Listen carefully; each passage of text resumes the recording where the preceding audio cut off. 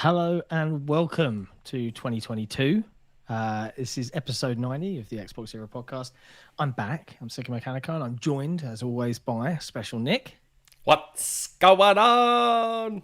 Hey, bro. Happy New Year, everyone. Indeed. Hang on. Should we see if Jesse, are you hovering over the button? I am. Let's just get this out of the way. Happy New Year. Press all the things, all the fireworky things. There you go. Mm-hmm. Look. Woo!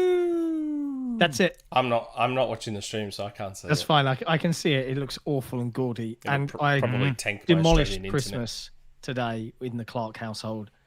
It was really cathartic because I'll be honest, I'm not a big fan of Christmas and New Year's. I like Christmas for my kids. They love it.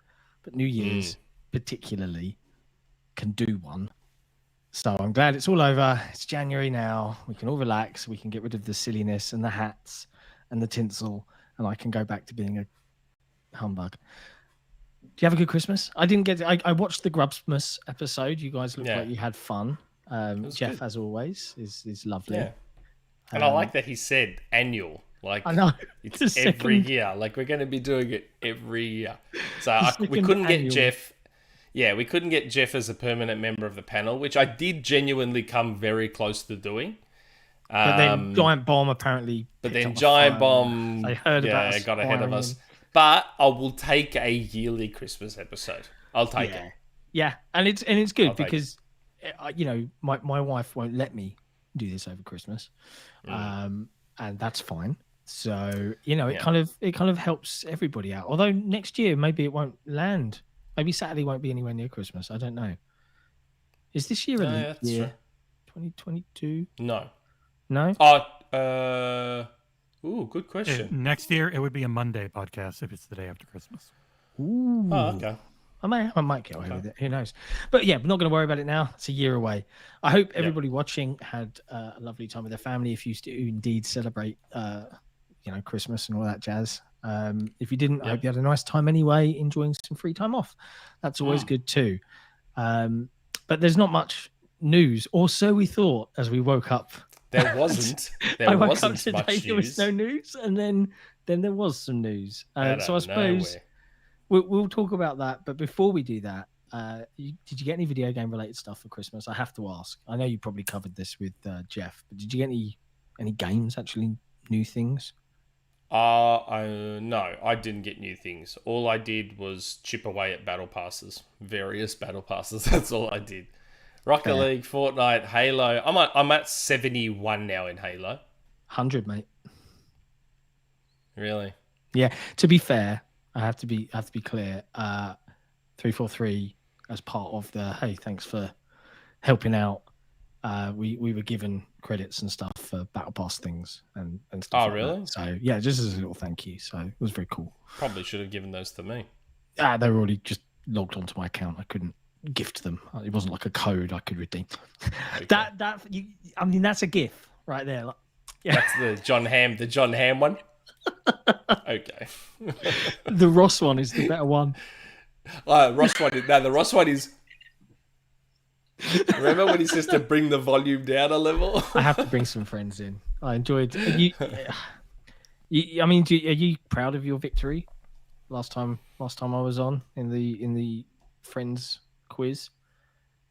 Oh yeah, it's funny. After that episode finished, my wife goes, "You know that they cheated?" I was like, "Really?" Because I wasn't watching the stream. She's like, "Yeah. They gave John an extra point when you got the question right." And I was like, "Wow, what do you mean? What do you mean?" Because I had you like 8-5. I had you 8-5, and then the question was about Fergie, which royal they saw in London, and I got it right. But instead of going 9-5, it became 8-6, and I'm like, what? I watched it back. I'm like, you rats! Wow! Tried to cheat me out of my victory. Wow! Well, yeah. You try and put all this together on the fly and accidentally mess up one thing on the guy you don't want to mess up anything on because he's always assuming that you're going to cheat him. Yeah, that's true. You were very, very. I would have been much more devious. But it was fun. It was fun. It was good.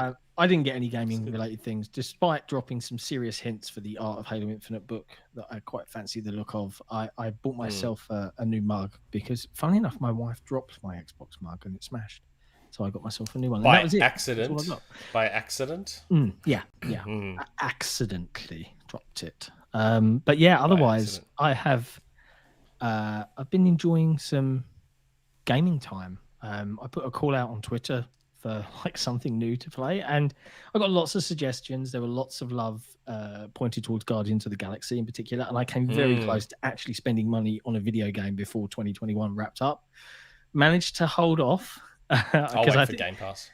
Well, yeah, that hopefully. But I ended up starting to play. Funnily enough, because I also listened to the Grubsmas episode, the second annual Grubsmas episode, the Forgotten City, which is the Skyrim mod turned full game. Forbidden City, sorry, yeah, Forbidden, Forgotten, yeah, same diff. No, it's not. But yeah, surprisingly intriguing. And yeah, the whole conversation around like what is a sin, and I'm moderately intrigued, and I love a bit of time loop manipulation, so I'm enjoying kind of diving into that. But not much else. I've finished the battle pass for Halo. I'm on 8 of 10 for Winter Contingency with those awful gaudy peppermint color schemes. I've got one of those left, I think. I just want the little tactical pack on me thigh, and then I'll be a happy man. I don't really care about the color schemes. There's no good color schemes. The caddies. And I don't know about you. I got some of the Twitch drops. So did I. But they haven't appeared in my game, even though on Twitch they say I'm redeemed and it's been linked. Mine have not appeared. It makes me really cross. Mine have. Also, our view count right now. Oh, too late. It's changed. I was about to say nice. Because I'm immature. Anyway, so I think that's probably about it. Should we just dive into the news that surprised the hell out of us this morning? No, let's go. Let's get the other stuff that's like quick, short, nothing stuff out of the way. Okay. Well, in that case, did you see that everyone's favorite piratey sandbox game hit 5 million sales on Steam? Bearing in mind it's free to play on PC Game Pass. It sold 5 million to people that can't leave that ecosystem ever. 5 million. That's quite a lot. I mean, and that's just Steam. Steam. That's pretty. So that's pretty good. Surprisingly big. Yeah. Surprisingly big. It's nice to know that game's going to get new content, even though I didn't particularly like the latest batch of new content. I haven't jumped back in since they added all the fun fireworky stuff. But to be honest, I feel like now the game, all that's left is the kind of fixing the combat. Not even that. If you're really into the loot because you value it for some reason, even though it serves no purpose, there's no hook anymore for me. I've reached the high numbers, and I've got the cosmetics that we wanted, and like I'm not sure what else there is to do beyond just having fun. And at that certain level, like if it takes 4 hours to get to a point where you've got enough of everything to go and have fun, I'm kind of like, it needs another Golden Shores new area to explore, big new event thing. At the moment, maybe it'll get it instead of a sequel. Maybe it'll get some big. I'd love that, like a big. We've been working on this for 2 years. Here's Sea of Thieves 2 within the game. We're not going to do a Destiny 2. Yeah, I'd love that. I think that would be the way to go for sure. If they can fix that combat, I'll jump in. Yeah, but I mean, on that note, Microsoft is doing really well on Steam in general. Right? Like they are. I think they're one of the best performing publishers this year on Steam. Age 4, Sea of Thieves, Forza Horizon 5, Halo Infinite. I mean, Sony has got to be looking at this going, free money. Yeah, we got to do this, even if it's a year or two later on. It is. I think your game already runs. You convert it to work on X number of PCs. Life's happy. It's like I think I said it last week with Jeff. I go, Sony's got a tough balance to strike though. Like they cultivate that fanboy fan base, but then that fanboy fan base turns on them when they put games on PC. So they're in this weird spot where they want to make that free money, but not piss people off. They'll just do it gradually. Like, I mean, which is what they're doing. Yeah, Microsoft had its fair share of detractors for people that did not want them to. What's the point of owning a console? But the acceptance was so much faster. Yes. Yeah. Mainly because, and here's the other conundrum Sony's in, they need to figure out a cross-save situation. So my guess is that they'll probably do their own launcher. I say my guess. I was told they're eventually going to do their own launcher. So I think that's when they'll solve cross-save. They'll have their own launcher, which accesses the PlayStation 5 and 4 cloud saves. Yeah, but you say that. I'm assuming. That sounds like, again, yes, it makes sense. But I wonder if there's more significant technical challenge there, because even the PS4 to PS5 saves are different, right? I know. So, like, I don't see a world, if they can't fix that on console architecture. Even the same game on the same platform, physical and digital, are different quite often. On PS4 it was. I have no idea about PS5, but I know on PS4 it was. That's very weird. And they have been getting very cozy with Epic. You know, a lot of their... Yeah, I know, but again, that it's funny. Back like 2 years ago when I was getting DMs about this stuff, that's what they said. They're going to start by cozying up to Epic before going with their own launcher. It'll start with just Epic, let Epic get them in, and then they'll have their own launcher. And I think they'll probably do the whole lot. Cross-save, cross-buy, the whole lot. I reckon, I reckon that's where it's heading. It's just, it might take them a little while. That's all. Well, and that's why I think the acceptance with Xbox was so fast, because you didn't have to buy another copy and your save was just there and it was seamless and it was all like, oh, okay, well, actually, this is awesome. So there's no point cracking the shits about it. Especially with Play Anywhere. I wish Play Anywhere was more supported than it actually is. Like, it feels like the forgotten marketing term of Microsoft in some ways. Well, like it's still there for all their first party, though. I feel like even some of their first party don't always have Play Anywhere. I'm sure that's I can't really. You know, someone in the chat will know. I'm relying on them somewhat. I'm sure I came across a game and I was like, oh, okay, I have to buy this here too. That's weird. And it was a first party game. I might be wrong, but it might have been one of the scenarios, actually, now I think of it, where it was like, oh, we recently acquired them, so it kind of fell into this weird grey area of we own them, but it's published by this people and such. So who knows? Who knows? But yeah, outside of that, the only other piece of news of serious discussion is Bond. James Bond. Now, this I woke up to this, right? I woke up to some many messages in our XboxEra site Discord, not the main Discord. I had so many pings of everywhere. Hey, you know, and I saw the news. Goldeneye achievement list leaked, or was just appeared on True Achievements own platform. So their APIs picked up that 2 people had played it and pulled down an achievements list for the game. Yeah, but this isn't a surprise, right? Like, no, I think you've spoken about rumblings in the Goldeneye sort of trademark world for like a year or something like that. Well, correct me if I'm wrong. Unofficially, like, it was obvious we were heading to this point back when the Xbox port leaked online, where anyone could download it and play it on their PC. Like, in the episode with Jeff last year, I was like, it's already leaked online. Why wouldn't you sell it?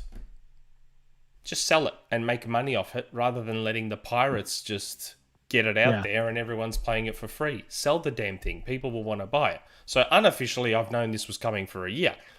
Officially, I was DM'd about it back in September.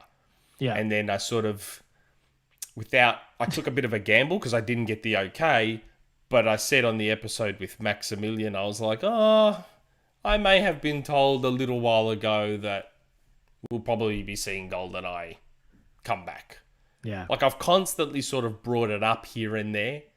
Yeah. Always kind of, knowing. But the nostalgia fan in me is really excited. Although I read that there's a height simulator so that I can't be Oddjob anymore. Yes, I am one of those people, all right? Don't at me. But yeah, so I think the gist was, and I think VGC probably did the best, most thorough piece on this today. But two users, Big Sheep and X Tina McGrath, which are gamer tags that belong to Rare's lead engineer, James Thomas. I was about to say, doesn't one of them work for Rare? Christina McGrath. So they both work for Rare. So those are the two people that have unlocked those achievements. They're probably like, should have not done that on the public network, or maybe someone made a boo-boo. It's Christmas, had one too many sherries, which is a shame because this would have been a very, very cool surprise. I think it is Bond's 60th anniversary this year. And it's the game's 25th. Wow. So I think it's the game's 25th. So people, a lot of people think, is it going to come out in August for the anniversary? The info I had on Goldeneye was so a lot of people, like, I think, and again, this is what happens when I'm always asleep when people are doing stuff. I think Jeff Grubb was streaming on Twitch, and I believe Jeff Grubb said that he's expecting Xbox and PC, and the deal would be that the Nintendo 64 game would come to Nintendo Switch Online. Yeah, which I had also talked about in an older episode, the Friends episode. Yeah. I had said that, surely we now get GoldenEye on NSO. Yeah. Again, I was talking about that having already received that DM. So I kind of, But what I was told was that, no, this is going to be on Switch and Xbox. It's not just Xbox, because Nintendo... So MVG had corrected me once because I was blaming Danjak. Yeah. I had always blamed Danjak for this port not getting out. And MVG once said to me and corrected me, he's like, man, I don't think that's the whole story. He's like, I don't think you know the whole story here. And then one of my DMs, they were like, it's not Danjak. They're like, it's Nintendo. So Nintendo holds a lot of the design patents on GoldenEye. Even though Rare developed it, Nintendo holds a lot of the design patents. That's why the remake only released on Wii. Wow. That remake didn't come out on anything else but the Wii. Go figure. So I was told that this is going to be Switch and Xbox. I was told they would like to get crossplay in. That would be cool. They're trying for crossplay. I don't know if the crossplay is going to land. They're trying to get crossplay between Switch and Xbox there. So my assumption is this sounds like it ain't going to be on PlayStation, just because I've heard no mention of a PlayStation port or anything to do with PlayStation. If there's going to be crossplay, there's probably going to be similar to Minecraft on Switch and elsewhere, an Xbox Live login. It'll be like Minecraft Dungeons, probably. That's what I imagine. So interesting. But yeah, okay. What else was I told about it? I think that was while you're thinking, Hunter Smith in the chat. Yeah, I know. Chat, perhaps a rematch referring to our friends face off. Yes, in GoldenEye. I'd be down with that for sure. It's already. It's not even out yet. It's not even announced, and it's already my game of the year for 2022. Oh man! I can't wait. It's not. Perfect Dark was the better game. Sorry. Yeah, but Perfect Dark Xbox Live Arcade came out years ago. Yeah, no, GoldenEye comes out this year. Sure, but it's still a better game. There are better games than GoldenEye. There's a lot of nostalgia for GoldenEye, and I'll give it that. Oh, there is. But I like the idea of GoldenEye being played in a more modern way, like Perfect Dark. Like that Xbox Live Arcade port of Perfect Dark was great. It was really good. Well done. So I'm excited at the idea of GoldenEye getting that same treatment, and they want all the multiplayer, as you saw in the achievements. And the other reason people should expect it on Switch is there's an achievement that mentions DK mode, which is the Donkey Kong mode. So I'd be surprised if Nintendo allowed that achievement to be there if it wasn't coming to Switch. Yeah, because that's a direct reference to a very Nintendo... To Donkey Kong. So my guess is that this deal involves a Switch and Xbox port, and when I say Xbox, I include PC in that. I just assume it will also come to PC. But I also think GoldenEye will still come to Nintendo Switch Online. I still think that will happen as well. Yeah. Because why wouldn't it? Yeah, it completely. It makes sense. I wonder though, is it going to be? Do you think it's just going to be good old standard peer-to-peer networking, no servers running the maps and all that sort of thing. They'll do servers. You reckon Why they'll wouldn't they do servers? Why wouldn't they? Because it's a quick remastery. I don't know. It's not a Series X game. I got told it's an Xbox One game. So it'll be Xbox One running in PC basically. Yeah. I don't think they're going to redo it for Series X. No. And the thing is, it's an Xbox One game, but as far as I know, it was built off the 360 port. Yeah, so it's gonna. What a weird alien this game might end up being. Yeah. So it was like the 360 game, and then of course they must have made some adjustments to it and stuff for the newer console. Yeah. Xbox One, but since then Series X has come out. Who knows? Maybe whoever the developer is, I'm guessing it's 4J, because 4J did the 360 version. I wonder if they'd still get 4J to maybe do a Series X update eventually. Could be. That'd be interesting. I wonder. I just hope that they have cross-save as well. Yeah. Because then I'd buy it on Switch straight away. Oh, I'd get it for my son on Switch and then school him. I'd get it on Switch so fast because I've got Minecraft Dungeons on both because it's cross-save and cross-play now. Yeah, makes sense. So why not have it on the go in a native fashion? That was the game that I don't think was Play Anywhere straight away. I'm pretty sure. Yes. I think no. It's not even now. It's its own system. It didn't have any cross save. It didn't have any cross play for a while after launch in Minecraft Dungeons. There you go. Microsoft I knew needs there to was sort one. something out with Mojang. Well, I think it's Mojang. Hey, yeah, we're a platform. We do things at our own pace. It feels a bit weird. They're basically Atlas. Microsoft's Atlas. That's what they are. They're Microsoft's Atlas. They just do whatever they want, and Microsoft kind of don't really have any control over them. Well, they've cited the successful acquisition of Mojang as a studio and their culture as one of the kind of like poster childs of, hey, like Microsoft is an acquisition company now for more studios. Here's why we're not so bad. Because look, we let these guys do whatever the hell they want. They don't even have to utilize our feature set anymore. Maybe that's why they keep them on that weird, very, very long leash. It's very long. that way. Very long. It's like super long. But go figure. I don't know. Wow.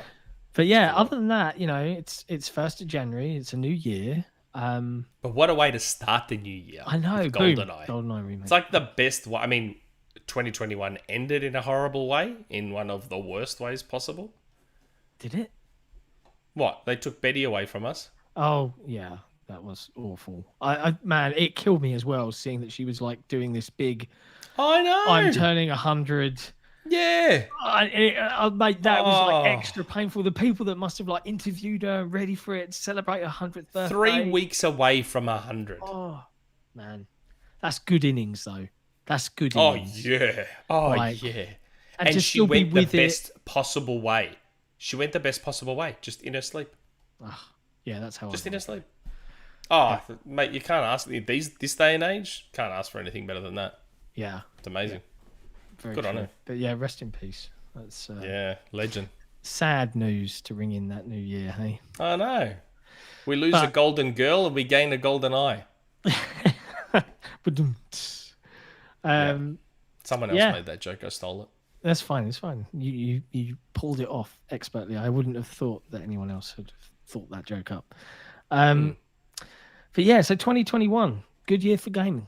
I really enjoyed it. I think earlier today, Sukia Brood, our news editor, released the sort of XboxEra editors' picks of some of our favourite games of the years. I note that you immediately betrayed Team Green by picking a freaking Nintendo game as your game. That's like 2 out of 3 years we've done it. It's been a Switch game. So I did Legend of Zelda. What was the Zelda game? Link's Awakening, wasn't it? Yeah, the remake, the Game Boy remake. That was my game of the year, I think 2019, I want to say. I believe you're correct. And then 2 years later, Metroid Dread. And next year, probably Breath of the Wild. Honestly. Where's the Nintendo pipeline guys at? Where are they? Come on. I posted it in their Discord. Well, look, I mean, Yeah. I think if anything, that just underlines that there's a lot of people that just like playing video games on Xbox Era. But I told you, games don't matter to me. yeah, It's like the lowest priority on my list on choosing a platform. yeah, but Games are overrated. I felt Cares like the about list was quite. I mean, it wasn't as varied as previous years, which was interesting. There was lots of Halo fans. But I think it was strong though. Like, It was a damn good year for games. yeah, 2021 wasn't the year I thought it was going to be. Like, I was on Game On Daily in 2020, and I said back then, I was like, I reckon 2021, assuming stuff doesn't get delayed, Yeah. 2021 is going to be massive. Problem is, everything got delayed. So 2021 didn't end up being the year. Like, 2021 was originally going to have Starfield in it. It was originally going to have... Can you imagine? It was originally going to have Breath of the Wild in it. It was originally supposedly going to have God of War, if you believe the original title card. It was originally going to have Horizon Forbidden West. Like, 2021 was going to be a ginormous Halo, Forza Horizon, Metroid Dread. Like, nuts. 2021, if it wasn't for delays, 2021 was going to be an all-time year up there with the greats, 98, 07, all of them. Like, it was going to be up there with all of them, but 100%. everything got delayed. Yeah, and it's interesting. I remember even when at the beginning of 2021, we were like, yeah, I reckon we'll see Forza Horizon, and people were debating because of COVID, and it's like, yeah, we'll see. It's had a whole extra year. They're already had more time than they normally get, and I think Microsoft have had a great year. And if I look back over the last year, I think I posted this on Twitter earlier. Like, it's been a really solid year. 2021 was a really good year for me personally in terms of the games that appealed to me. In particular, Death's Door, an absolute indie gem. Absolutely loved it. I still need to play that, mate. Honestly, if you loved, Zelda, especially Link's Awakening and stuff like that, it is. It's very much along those lines. But it was just beautiful. And two people. Correct me if I'm wrong, Jesse. 2 people made that game, or 2 people and like 10 partner studios that helped them. Yeah. Wow. So very Ascent-like, but it was the 2 people bringing it all together and fully in charge of it. That's incredible. 2021 was a great year for those smaller games and indie games. Like, Hell's unbelievable stuff. Like the Gunk I just finished, that was great. See, I like the Gunk a lot. I'm playing through the Gunk was really good. I can tell when I'm kind of like about a game when I Google how many chapters in this game, because I'm on like the last 5 or 6, and I'm like, okay. The last quarter or so of it, sort of drained it a little bit, but it was good. Got all the achievements in the one run. Yeah. So I got the 1,000 out of the 1,000, but just an amazing year for smaller stuff. There was the Ascent, there was Artful Escape, Genesis there Noir. there was some unbelievable stuff. Cyber Shadow, was that this year? The ninja game, the retro-inspired ninja game. Oh, Cyber Shadow. I don't remember that one. That one slipped me Okay. by. I could be but wrong. It Takes Two. No, that was last year, 2020. Oh, was it? Oh, okay. Or 2 Maybe years it ago came now. to Game Pass this year. There you go. Game Pass. It's the way we judge all the releases now. Yeah, that's right. It doesn't release unless it releases on Game Pass. But yeah, I mean, It Takes Two, phenomenal co-op game. Like Hazelight, probably up there as one of my favorite studios. I look forward to every single thing they make. Like, because Wouldn't they be a good acquisition? Hazelight. Yeah, but they've really partnered very, very closely with EA now. Like, I don't see that relationship changing. They get very favourable terms, like you including that whole, friends pass. So you only have to buy 1 copy, and you can always invite someone. Yeah, but like if in a hypothetical world where they were acquired by Microsoft, it'd just be on Game Pass anyway. And I'm sure they could still negotiate for that friend pass thing. Like, it's a good initiative. Why would Phil be like, no, I'm not doing that? I'm sure they would allow that to continue to happen. But again, you've got Game Pass, so it just kind of semi-negates it anyway. Yeah. I loved that. And Hitman 3, underrated game. I think it's rated well, but it's not talked about very often. because it came out so early in the year. Sort of like how everyone forgot that Mario 3D World with Bowser's Fury came out this year, which was an amazing game. I never played it on the Wii U, so I got it on the Switch, and it's great. Yeah. Mario Golf. There's more Switch stuff coming from you, Nick. What the hell's going on? Am I on the wrong podcast? That's where I bought most of my games this year. There was Ratchet Where you actually and Clank. spent money on games. Yeah. There was Ratchet and Clank, which was good. It was a strong year. Even with all the delays, it was still a very, very strong year. Yeah. 2022 should probably top it, I would say. I mean, and let's talk about 2022. The last shout out I'll give to games this year was my game of the year, which is, I thought long and hard about it when I was asked to pen my thoughts. And Halo Infinite, because it's Halo, and Halo it's my jam. It's my close second. It was my very close second. It's definitely the game that I've spent more time with, because Little Nightmares 2 was linear narrative. Most of the achievements done in one run, and I went back and mopped up the rest. But I when I think about what game of the year means to me, it's the one that surprises me or shocks me or makes me feel something. And up there with Artful Escape, it surprised me, and it made me go, what the like the best twists, like the Red Wedding did in Game of Thrones, where you were like that in your seat, shocking awe. That's what Little Nightmares did for me. And I, honestly, if you're watching this, you haven't played it, go see if it's on sale. I would say wait for Game Pass, but I don't feel like Capcom really get too involved with Game Pass. Is it Cap? I'm sure it's published by Capcom. I might be wrong. Little Nightmares? No. Oh no, it's Bandai Namco. Capcom. It's Bandai Namco. Sorry. And Namco gets involved with Game Pass. Well, maybe then you can hope it comes to Game Pass, because it's a really, really great game. Very unsettling. Just good. Go play it. But yes, 2022. You were saying that it looks to be a good year. I was looking at the releases, and I have a feeling that I'm going to be a bit cold on this year, unless stuff comes through that surprises me, and stuff always does. But I'm not. I know everybody and their dog is very excited for Starfield, and I want to be excited for Starfield. I'm personally not interested. But I'm also aware that I've bounced off Skyrims, I've bounced off Elder Scrolls games in general, I've bounced off Fallouts, because I still haven't completed Mass Effect. I started it and I haven't finished it. But Mass Effect. But to me, I put Starfield in that same basket. Well, you could maybe in the same basket as Mass Effect 1. Yeah, by the time Mass Effect 2 and Mass Effect 3 rolled out, they are action adventure games with slight RPG elements, like every game is now. And Starfield, I want to be excited for, and I'm hoping that it will somehow. And I'm going to genuinely make it my life's mission in 2022 to give it a. I'm even going to book some time and just be like, right, I need to get 10 hours in this game and fully invest and try and love it, and see if it hooks me like previous games from Bethesda haven't. And it's not because they're bad games, it's just it's not my type of game. But then I look across the rest of the year and I'm like, Redfall, Arcane, could be good. I like co-op games. Co-op always elevates games for me, because fun with friends is paramount. And then I'm starting to get a little bit like, I can add GoldenEye to the list, presumably. Oh, that's my game of the year already. But what else?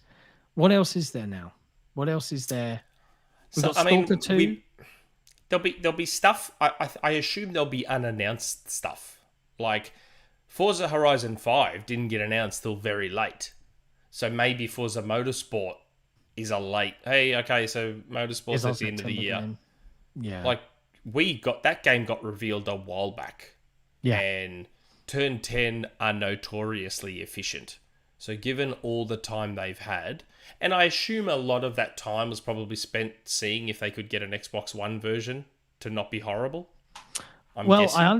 I understand, and I can probably talk about this because I'm not part of any testing initiative, so I haven't signed anything to say I shouldn't. I understand that the testing on Xbox One was because they wanted to test, not because they wanted to test necessarily Xbox One, but just generally it's the console that is in the most hands, so they can get a big audience to help test systems. Whether it will actually see a release on Xbox One is still open to debate. Don't do what you did to Halo. Just leave Xbox One behind. Yeah, man. Just leave the as stupid much thing as I behind, think Halo please. Infinite looks okay a lot of the time, when you're up really high in a wasp and you're hoofing it across the open world map, just seeing trees go. Especially in 120. Oh, especially in 120. It's grim. I'm going to pause for a moment because I noticed Faisal dropped a super chat in saying 2 Happy super New chats. Year all. And then he just popped another one. So Happy New Year, Faisal. Thank you for joining us as Happy always. New Year, friend. And excited for Starfield. I spent several lifetimes in Skyrim. And hey, look, while we're on the subject, Mr. Joanna Darks just rocked up. Hello, gentlemen. Do you think we will get any surprise releases from any of the big three that we did not see coming that will break Twitter? That's very specific. We kind of just got one. We kind of just got one. Break Twitter, though. Like, what might break because it still hasn't been officially announced. Okay, had it, like, I think it would have done more damage to social media had it been announced out of nowhere. And like Rare or Nintendo or Microsoft was like, hey guys, guess what? GoldenEye is back. That would have been a more Twitter breaking thing. This was like, oh, the achievements leaked. I guess that means it's a thing. Yeah. Yeah, very true. But as to Mr. Joanna Dark's question, yes. Yep. I've already predicted a couple of times that I think this year we'll get like a remaster or a remake that's unannounced. Well, on that note, seeing as we're talking about 2022 and hopes and expectations, should we have a little predictathon? Why not? You know, and Jesse, you know, I know you're lurking in the background there. If you want to get involved, if you want to throw some wild conspiracy theories out there into the ether, you can. But give me a random prediction, Nick. What do you think? Give me some crazy stuff you think might happen in 2022. We'll start with you. So stuff that we don't know. Oh, Fire Monkey's in the chat. I just saw him. Fire Monkey. Who just by existing and noticing we existed, we got like an extra 130 subs this week. Because of my Fortnite rumor. Yeah. So thanks for that, Fire Monkey. It's very kind of you. It's funny. Everyone in the chat last week was like, Fortnite. I'm like, I love Fortnite. I'm like, when I got told this, I was really excited. Everyone's like, oh my God, lamest rumor mill ever. Where's my acquisitions, Fortnite. bro? Fortnite's great. I love Fortnite. Man. Predictions. Well, I think I've already said one of these. Like I said that I reckon MLB The Show 22 will be on Game Pass. I reckon there'll be a long-term deal there where they'll have MLB for a few years on Game Pass. I reckon that Saints Row reboot will launch on Game Pass. Ooh. That's an interesting run, right? Because the reaction to that Saints Row reboot has been a bit... I know, it wasn't good. Been a bit iffy. So, and that's what made me think, like, every time they show that, everyone's like, whatever. So I'm just like, I wonder if maybe Xbox noticed that and like, all right, launch on Game Pass. Because then everyone will try you out and see that you're probably pretty good and then go and buy it. Yeah. Yeah. That's a solid strategy, right? Like, yeah. That's a good one. Yeah. That's a good one. Any others? So I reckon, think you... I reckon we'll finally, wild predictions. I reckon we'll finally get that Banjo remake. We have to. I've thrown that in as a Hail Mary every E3 because one year I'm we have to get it this year. Okay. We have to get it. And my super crazy one is, because it's been rumored so many times, even Jez has alluded to it being in the lab and all that sort of stuff. I reckon maybe we see or hear about like an Xbox portable. Like a portable Xbox. That's a crazy rumor. That's what I said. I said crazy. That's what I said. Okay, well that's out there.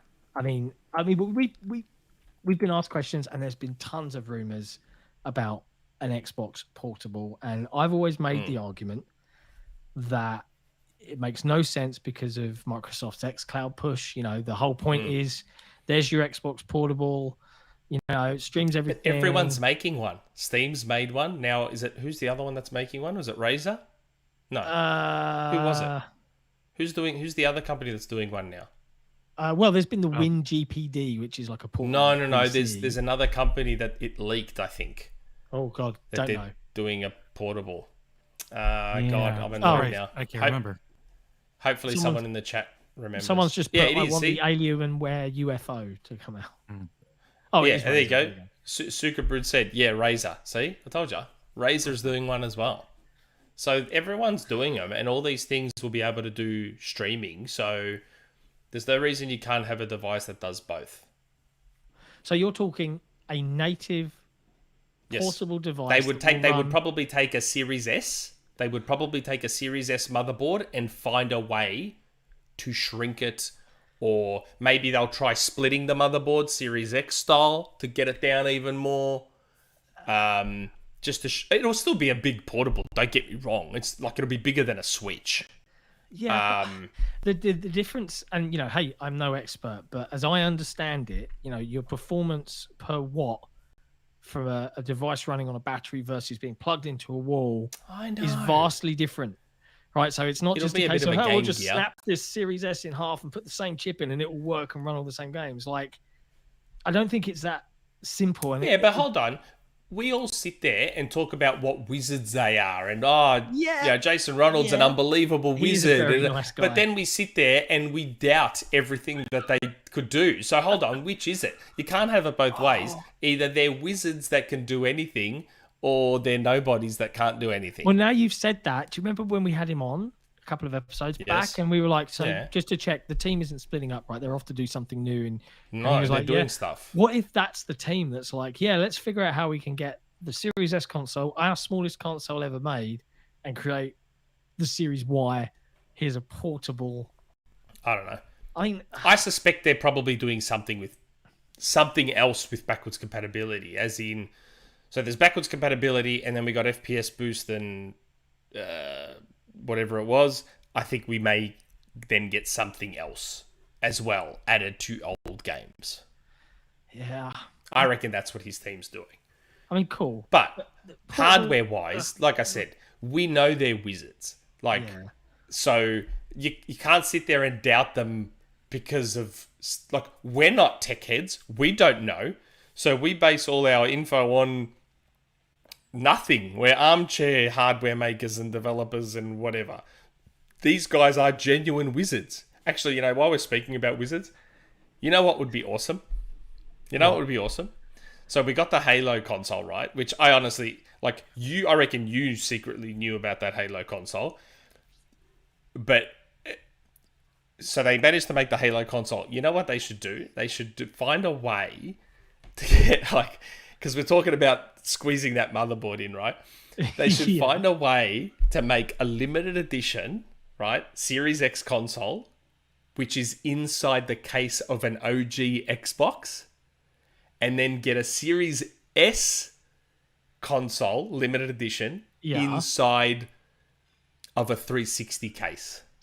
And sell them as limited edition very limited runs. We're talking pure nostalgia driven, no difference. Outer shell. No, it's just the shell. It's just the shell of an OG Xbox, and it's got a Series X inside it. Can you imagine how cool that would be?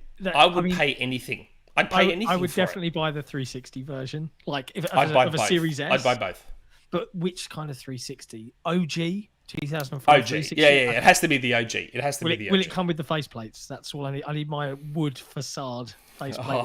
I don't think they'd go that far. But could you imagine if they found a way to make them compatible with the faceplates you already have? I'd be so happy. I sold mine. I had a Project Gotham one. I had the silver one. I had a Lost Planet one. I had loads. I sold them all. Well, they changed the design eventually, and then it all just went to the wayside. So I was very sad. The S. They went the S, and then they went the really ugly E. But man, if they did something like that, I would pay $11 billion for them. I would pay so much money for those. I'd buy two of each, one to keep and one to use. Yeah, I'd pack away the Halo one. I'd pack away the Halo one, and I'd use the OG Xbox. The OG. I mean, surely someone that'd be so cool. Surely you could do a. We talk about how they're wizards. We talk about how they're wizards. Surely they can figure out a way to do that. I don't see why not. I mean, the biggest challenge, the OG Xbox shell. I'm looking at my OG Xbox on a shelf over here. I mean, it's a pretty big console. The biggest challenge is that the Series X heat design is the thermal design is all designed to kind of just funnel that heat out. So they'd have to think of a different way of maybe. dispersing that heat. But outside of that, the Series S and the 360 is like a no-brainer. That must be simple because there's no optical drive for a Series S. So No. what do you do there? Do you just have like the pretend one and confuse? Do they have a dummy one, or do they just remove it altogether, or do they troll everyone and put the sticker, and just have the sticker printed straight onto the box so that people like me can rage over that stupid sticker being there? Could you imagine? Wow. Yeah, I could imagine. They could even have. And you know what like they should do? The HDMI sticker in the OG Xbox One. It would be built in, so you don't let people take it out. But you put that the infrared port could be replaced by the DVD adapter, and that's the infrared port. Yeah, because it's got a disc drive. Yeah, it's got a disc drive, so I can play Blu-rays, and then just for the added nostalgia, you stick the DVD player adapter in there as the infrared port. I shan't. How funny would that be? They have to do that. Someone at Microsoft, please listen to this podcast and do that. You have to. That would be very, very fun. I mean, they'd get scalped anyway.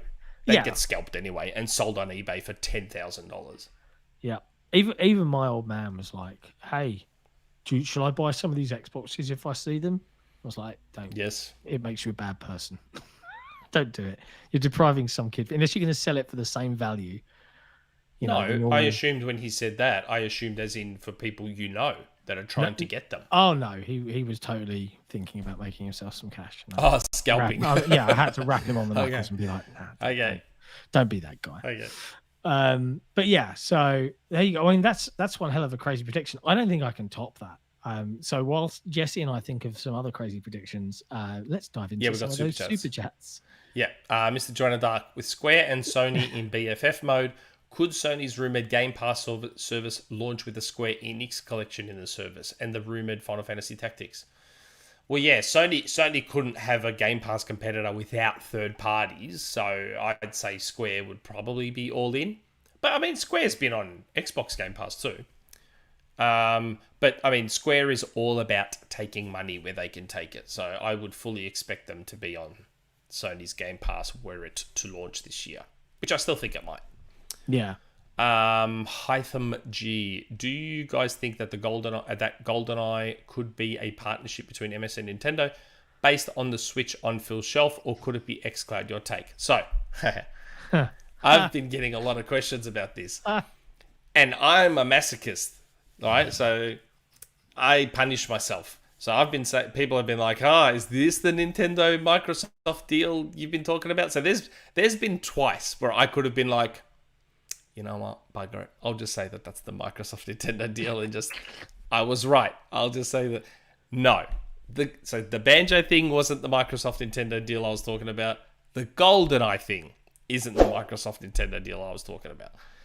That did not make it into last year. I said you'd find out more in the fall. I was told that that's when it was supposed to be announced. It was not. I have asked since repeatedly. It is still happening. When it happens, you will know what it is. You probably won't even have to ask me. You will know what it is when it happens. And same with Ubisoft on Game Pass. Everyone's like, Ubisoft on Game Pass. I've asked. It's still happening. It just didn't happen last year like it was meant to. It's still happening. I remember the same way you all ask me on Twitter and Discord and on the forum, the same way you all tag me and ask me, I then go and ask my sources exactly the same way. And I say, so what happened with Ubisoft on Game Pass? They're like, still coming. Yeah, I swear I saw a tweet just before, like on the 30th of December, someone, you've only got 24 hours left, Nick. Yeah, I know. I saw that. Yeah, they're going to announce it today. You know what it was? So, a while back in October, I don't know, it was a while back, I got a DM saying that Perfect Dark would come to Nintendo Switch Online before 2022. And rather than me tweeting that or putting it on the rumor mill, I just flat out took a screenshot and posted that on Twitter. So I redacted the name of my source, and all that the DM said was Perfect Dark is going to come to Nintendo Switch Online before 2022. A guy then replied to that tweet like the 29th of December saying it's only 48 hours, where is it? And I'm like, do I bother replying? I'm like, what? How do you want me to reply to that? I have posted the DM. That is the DM. Like, what more can I say than posting the actual DM itself? I can't say anything else. What am I supposed to say? Like, it's not there. Oh, obviously something changed. Something got delayed. Whatever. Duckwing Duck. Like, what do you want me to say to that? Am I like, crazy, or wasn't it actually before the end of 2022? So you actually still have 12 months to be right on it. I gotta find That's this a good out. caveat to throw in. I'm pretty sure. I'm pretty sure he said. I misread. Now, Yeah. Damn it! I thought I was right.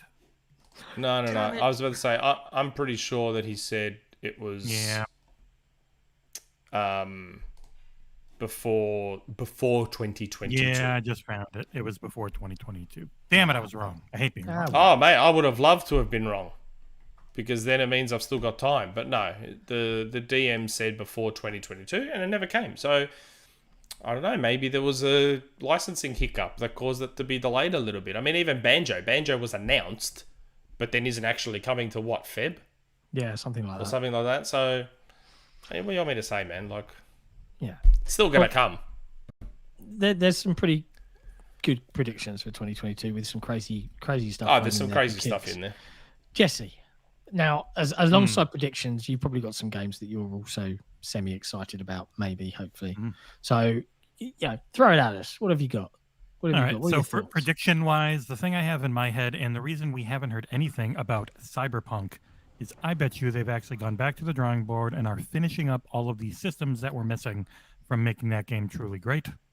And I bet you that at some point later in this year, we get a re-release of Cyberpunk that includes basic shit like police AI and car pathing. Like, they will go back to the drawing board, and they haven't said anything. They were supposed to have had expansions out by now. They were supposed to have had the next gen version out by now. Yet we have heard nothing, and I think that's because they are going back and have gone to the drawing board on how do we make this the game we promised, or at least close to that, so that we can then do the online version and people will actually want to play it. Yeah, I mean, I've got Cyberpunk 2077. I've played the first 20 minutes. But I was on my Xbox One X at the time, and I haven't gone back to it because I'm just going to wait. I'm just going to wait until the developers say, yep, this is it. This is the one now. And then when I see that the online rhetoric changes to, yeah, this is actually plays fine with no bugs and it's running great and all these extra things are there, then I'll sit down and I'll play it. So that's definitely on my to play 2022 list, I think. But yeah, that's a fair one. And then going over, there are a lot of games announced for 2022. Obviously, we don't know what will or will not make 2022. But, I mean, things I'm looking forward to, really. I loved Dying Light 1, and so I'm really looking forward to 2 and seeing what that is. They have actually been showing off quite a bit of it, and it looks good. Yep. So, I'm surprisingly good. Like, they took their time, and it's already gold. A lot of polish time, which 1 could have used quite a bit. That will weapons still break, though? If they, by the time you level up in that game and you've gone through the trees and everything, you can have a weapon for an incredibly long time and repair it right away. It's sort of what Breath of the Wild should have done, in the sense that there's some progression to the weapon breaking, so that it goes from being very, very dangerous at the start to use something and you're out, to, okay, now I'm this living god who can just parkour the shit out of zombies and nothing ever breaks on me. Fair. Your typing is loud, Nick. Sorry. He's in the But DMs, also, guys. I am. I actually am. I'm making sure I'm making sure that I'm not getting in trouble. I'm making sure that I'm not getting in trouble with anything I'm saying. I was hoping you were queuing up a little nugget. No.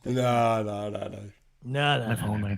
I've got a new song, so we stopped getting DMCA hit for the rumor one. We are working. We're working with a prominent artiste on a new rumor mill jingle. So hopefully we'll have it wrapped up before we need to press the button again. Okay, so Cyberpunk is a kind of re-release. What else you got as well as games? I mean, I'm an enormous. I love the Dark Souls series, so obviously Elden Ring is a huge one. Like, chased that one for a review code for half of last year. Yeah, I mean, Yeah, but see, I don't like playing things on easy, Nick, and skipping all the cutscenes. I like playing things that are a challenge and watching the cutscenes. So those Hey, games I are great played for me. Metroid Dread. I played Metroid Dread. That was hard. Sure. That was just a good game. But like you go throughout the Elden rest Ring of the one. year, and there are a lot of things announced. A few of them have dates. Like I like the Borderlands games. I'm interested in Tiny Tina's Wonderlands outside of it costing $70. Sucks Yikes. ass. Yeah, I know. They're all in at 2K on that. Weird West is one that Yeah. I'm really interested in. That could push back to March, and is on Game Pass, so I don't have to worry about the price. That's good. Stalker 2 in April. I'm really interested in that. I never played the original, but I've watched many people play it, and so I'm interested what this take is going to be, because it's been such a weird dev cycle with it, where it was seemingly announced just as a please help us pay, or please help us make this because we have no money, and then it's Yeah. like 3 or 4 years later, and here it is, and it looks stunning. Okay. Saints Row in August, especially if Nick's prediction comes through, I'll definitely play that if it's on Game Pass. I am a very big Bethesda Games Studios RPG fan. Reviewed Fallout 4 earlier this year and really loved it in our retro reviews, because, retrospectively. So Starfield's my number one thing. But there's also Plague Tale Requiem. I really like the first one. And A Plague Tale Requiem is coming to Game Pass supposedly this year. So that's another one.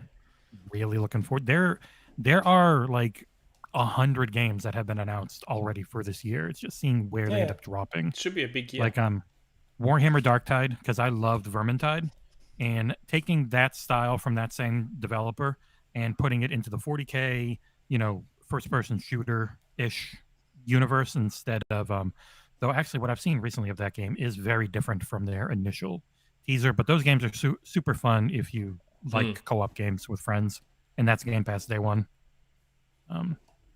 For the my daughter is way into Dead by Daylight, and they're doing an Evil Dead game that's kind of similar to that. Okay. That actually looks like it could be really good, and it's got everyone from the movies. So Bruce Campbell. It's not like Bruce Campbell's hard to get, but yeah, it's got everyone from the movies reprising all their roles, and it looks pretty nice. Gotham Knights was one I was really looking forward to. Gotham Knights, Suicide Squad. I don't know. The Suicide Squad. I'm hearing all these games, and there's lots of AAA. I think it's just popped into my head. The one that I think sticks out to me most that is on my must playlist is probably Somerville, which is from Jump Ship. Yeah. There's Somerville. There's Replaced that we saw. There's Loot River that we saw, and I played they had the demo of, and that was really good. If you want me to go through the whole thing, there are a billion indies here too. There's that cool Animal Party. Is it Animal Party? That the animals punch on with each. Yeah. Party Animals. Yeah. That one looks pretty cool too. I just have to. The games always come. I think from memory, I always start at the beginning of the year, and I'm kind of like, but then something always releases that surprises me. Sifu looks cool. PlayStation at the moment, though, right? So, yeah. That looks really cool. If you want something with your kids, Slime Rancher 2 is probably going to be perfect for that. Yeah. I've shown my son that one. He's very Slime Rancher is great. Yeah. Okay. I mean, it sounds like Elite 5 if you like them. There's a lot. Sonic Frontiers is supposed to actually be good. Nah. Like people who have seen it, like good. Sorry. I thought you were saying supposed to be 2022. I assume that'll be next year. Man, I watched that trailer and I was like, what is this? It's Sonic Breath of the Wild. It's their Breath of the Wild moment. Every game's going to do it now.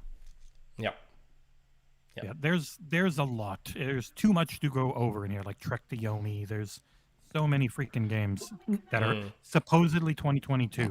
I bet you guys will find. Do you guys want to hear something funny? Like right now, I'm hitting the mute button. My wife my cats have brought in a mouse, and she's like, "There's a mouse." It's like, let me just. I'm sorry, I'm going to break the fourth wall for a moment, honey. You're over 30 years old. You can handle a mouse. We've got 3 cats. They brought them in. My cat has not brought in a dead mouse for ages. I think the mice just realized that there is a cat that is going to destroy us if we come into this house, and they just stay away now. We just never see them anymore. It's great. It's really, really good. Cade Forever's got a super chat, by the way. Oh, okay, good. That will help. I think they could do a handheld well better than Nintendo. Doesn't have to be supercomputer. I would accept a 900p 60Hz portable. That's probably what it would be, Cade. It depends on the screens they get. I'd like to think that they will get 1080 OLED screens if they were to do it. And 1080 60 is fine. And if they were to use the Series S as the chipset base, and it means it never has to push beyond 1080, less power draw. I don't know, man. Still reckon it could happen. They'll probably do the streaming stick thing too. They'll probably do that you've as well. stolen my one prediction for 2022. Okay. Right? We'll see the streaming. We'll see the streaming stick. We'll see a partnership with Samsung and LG, or just Samsung. Oh, I hope LG. I hope LG. Well, the Samsung one's already announced. Yeah, but I think LG would, because if they're smart, they'll just make it an Android app that you can just, because a lot of TVs are Android based for the most part. So they'll just make an Android app. You download it, you Bluetooth your pad to it, job done. But crazy prediction wise, I don't really have much outside of, I think we're going to see another absolutely bonkers acquisition from Microsoft without a shadow of a doubt. Oh yeah, Xbox I forgot Era. about acquisitions. Not Xbox Era, unfortunately. I forgot about acquisitions. Yeah, I think Microsoft will have a few of those, 2 or 3 this year. I think, I know everyone gives you you cop a little shit, right, for the acquisition season. Right? Acquisition season. I think that's probably because of Colt's reach as well, because that podcast was on when you and I were having fun with the whole acquisition season stuff. Yeah. But yeah, it was acquisition season. It was. There was just so not for many acquisitions. That's right. There was so many acquisitions for the following 3 months. There was so many, just none from Microsoft. And I never said it was Xbox acquisition season. I just said it's acquisition season. This is the time that everyone spends their money and acquires, and they did. Yeah. It's just Microsoft didn't. Well, Microsoft but they will did make this year. some acquisitions, but just not in the specific gaming studio space. Oh yeah, in the gaming space. But I think this year they will. This year they will. I think, and it will probably upset a few people when they do. But yeah, outside of that, I expect a few surprise announcements, releases. I'm with you on the Banjo remake bandwagon. Yeah. I've thrown that out as the They Hail have to. Mary. Let this be the year. And I'm hoping now that because of their studio pipeline, because of the way that they've now, at the moment, and certainly towards the end of 2021, the Xbox community felt energized. There was lots of positivity. People were just having fun playing great games. And Microsoft's biggest problem, Nick, and we've spoken about this before, and to your credit, you've stuck to your guns over the many years we've been doing the podcast now, in that Microsoft didn't get it, right? I'm quoting you here in terms of you've got to sometimes do some shit that you're not going to get a financial return on, but it's not for money. It is for the nostalgia. It's for the E3 of Dreams that's right. bullshit crowd to make a load of noise and get a load of headlines. And doing things like a Banjo remake, right? Okay, it's Banjo 1, but with every bell and whistle possibly ever on it, because it's easy to do, right? People will just buy it because they love Banjo. That kind of stuff makes sense. So I hope we see more of that because of that extended pipeline. I reckon we'll also see the release of Josh Sawyer's murder mystery game for sure this year. That's Obsidian, yeah? Yeah. I'm intrigued by that because Disco Elysium, I get it. I absolutely understand why people rant about that game. I understand why it got lots and lots of Game of the Year awards.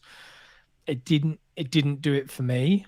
I just don't have the time. But if it's done and it's not too overly long, I love a good mystery to solve. So, yeah, I think it's going to be an interesting year. But right now, I'm not super excited because Tunic is this year. Yeah, Tunic's a good one. Okay. Yeah.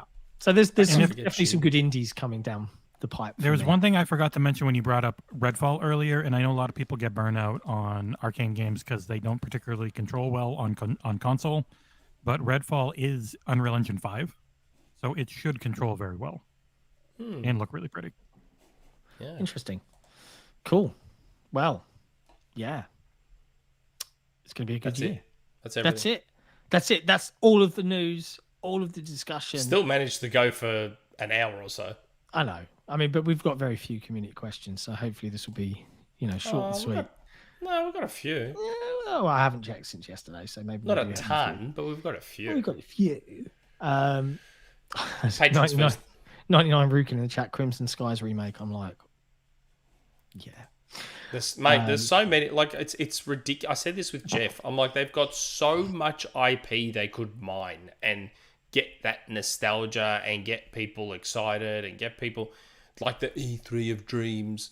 Yeah, they could do that. Like, imagine if they brought back Inside Xbox, and they dedicated it to like, and they dedicated it to like an episode where they just talked about. So let's say they went all out on mining their IP this year. Let's just say hypothetically, and they went Goldeneye, Banjo, Jet Force Gemini, Crimson Skies, and they just went and did all their old games and said, bugger it, we'll just bring them all back. And then they did an Inside Xbox just dedicated to looking at those. Like, that'd be cool. Like, something like that would be awesome. Yeah. I mean, I'd love to see that come. I want to see the kind of announces that you get that come out of the blue that completely take. And this is the problem with podcasts like us, with insiders and with LinkedIn achievement lists, resume scrubbers, and achievement list APIs. And because we're so fervent, there is such the fan base is always hungry for more and more from their favorite platforms, that unfortunately we perpetuate. And to put it bluntly, if we are 4 weeks from E3 and we hear about something, 9 times out of 10 we probably won't say anything, because why would we want to do it this close, and just ruin the surprise, right? But unfortunately, if it leaks a year in advance, well, yeah, like sometimes that conversation is going to happen. And I think it's a shame, because I love the surprise element of this industry. And I hope that we see more of that kind of, just the Killer Instinct announced. The Killer Instinct announced, though, man. Like, you don't get that, with the drums, comedy works, boom. Like, if we can have more of that, please. Yeah, I would be, I'd be a very happy man. But anyway, patrons, as we closed out 2021, we're hovering just shy of 100 of you little buggers, which is awesome, by the way. So thank you, everybody, for your support. Your kind of help to bring XboxEra to life enables us to do some cool things in 2021, including a successful Kickstarter for a really cool book, which I'm trying not to think about how much work we're going to have to do for at least the next 2 days, and then I'll think about it from Tuesday onwards, because there's a lot to get rocking and rolling. But thanks to all the support, and obviously we did go above and beyond. We've got some extra contributors from within the industry that we're really looking forward to, that we managed to get some conversations with. I'm not going to ruin some of the surprises yet, because there's still some of those conversations ongoing, which is great. But we're really excited. And I suppose I'll tease that we're also going to have some new faces. I feel like that Little Britain sketch. I know Little Britain's been cancelled now because they did a load of blackface stuff, which was really, really awful. But the bit where she goes, new faces, we've got a new member. We're going to have some new people coming on board the team to help, because frankly the workload is getting crazy. And Jesse can't do everything. Like, unless we develop cloning technology, and maybe we just have 6 Jessies doing some stuff.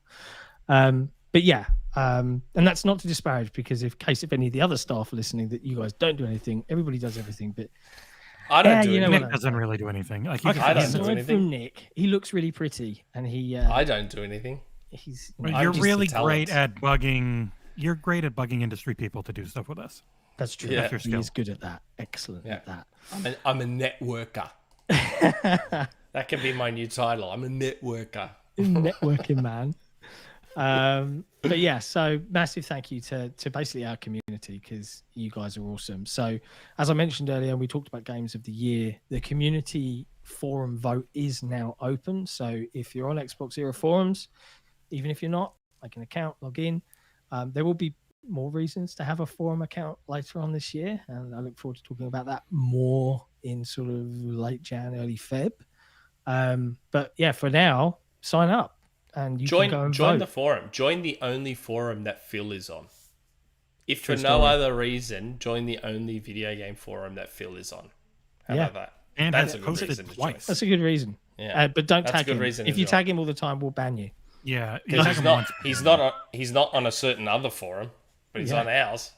And just, I remember I asked him, "Do you want me to disable you being able to be tagged?" Because people, hey Phil, you know, I know when people wished Phil happy birthday, people were immediately like, "Phil's supposed to it," which was really cool. Yeah. And I think he sent us some good wishes as well in the Xbox Era Discord just before Christmas. and right? then got tagged 600 times. Even I tagged him. No, he didn't get tagged. He had like 1,000,001 reactions underneath it. Yeah, the replies are a tag. They do ping you. Oh yeah, he did. He got replies too, didn't he? Yeah. But I love that, you know, even little old Xbox Era is being noticed and appreciated for bringing the community together. So that's pretty cool. So yeah, join the forums. It's pretty chill. And that's it. So thank you. Did you see my new OT? I did see your new OT. I didn't read through it. It's very pretty. Did you do some new banners? Yeah, I did new banners and a new... So I actually unplugged my Xbox, the Halo Xbox, stuck it on my scanner. Yeah, and scanned it at 600 DPI, and then adjusted it and everything, and made the OT out of it. I'm looking now. I'm re-looking because I was looking at it on my phone. Nice. Yeah, I can see. It's nice. Wow, that's very pretty. I like it. I'm showing your work off, Nick. I full on like scanned the Xbox. I stuck it on my scanner that's right here. Because I couldn't find a high-res enough image of it. Yeah, surprisingly, there's very little out there in terms of actual high-res original artwork. Yeah. So I had to just scan it. But yeah, that does think it turned out pretty good. It does. It does look good. I look forward to seeing more studios getting added to the Studio OT very soon. Yeah. I've seen another thing as well, and while I mention this because I saw it in the chat, did you know that on March the 12th, 2022, this will be episode 100 I know. of the Xbox Era podcast. I know. I'm attempting to get a guest for that episode. It would be nice to have a guest, and I can see 99 Rukin in the chat with a suggestion. Can you guess who that suggestion might be? Get Phil for the art. Who do you think I'm trying to get, mate? I mean, that would be very, very cool. I wonder how many hours we've spent in Xbox. We could total up all of our podcast timings. How many hours we've spent on podcasts. Equate that. But yeah, episode 100 this year. Yeah. Crazy. If only we'd started weekly sooner. We'd already been and done. We would have been well into 100 now. Would have been way over 100. But yeah, if we can't get him, we'll figure. Like we've still got 10 weeks. Yeah. Seamus would be nice. Seamus would be cool. He's a very, very. I loved his bits in the Power On documentary. Really, really good. Yeah, I still need to watch that. I have got a promise from one Xbox staff member that should be able to line up, but I was a little bit let down in 2021, so maybe they can make it right in 2022. If we can't get one of them, maybe we do like get Jeff Grubb, MVG, all of the hits, all of the best just hits. like a whole hits. bunch. Maybe we do how many a friend style compilation episode with just loads of horrible clips from previous episodes. Yeah. Could do that too. No, let's not do that. They are the worst episodes of Friends, let's be honest. Oh, wow. iFire Monkey. How did you do that? The Xbox Era podcast playlist has 8 days, 4 hours, 36 minutes, 41 seconds worth of time. How did he find that so quick? Because he hacked our account. He's probably looked in Spotify and just seen I think it totals it at the end. That's how much of an old man I am. I'm like, has he hacked our account? How did you do that? How do you make that work? I have no idea how anything works. I'm like, did you hack our account?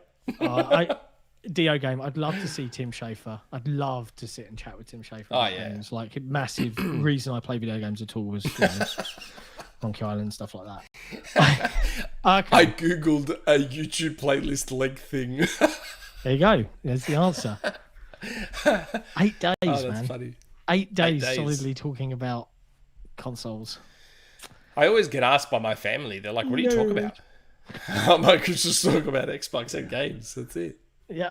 to be honest, the best thing about doing the podcast is, especially since we started completely doing them live, is actually hanging out with everyone in the chat. I know that sounds, but the energy the chat brings makes the podcast more fun because people are very, very funny. And we've got a really Fire good Monkey, so. I mentioned Fortnite a lot on this podcast because I spend so much money in Fortnite. Far too much. I'm always mentioning Fortnite. Always. Yeah. All right.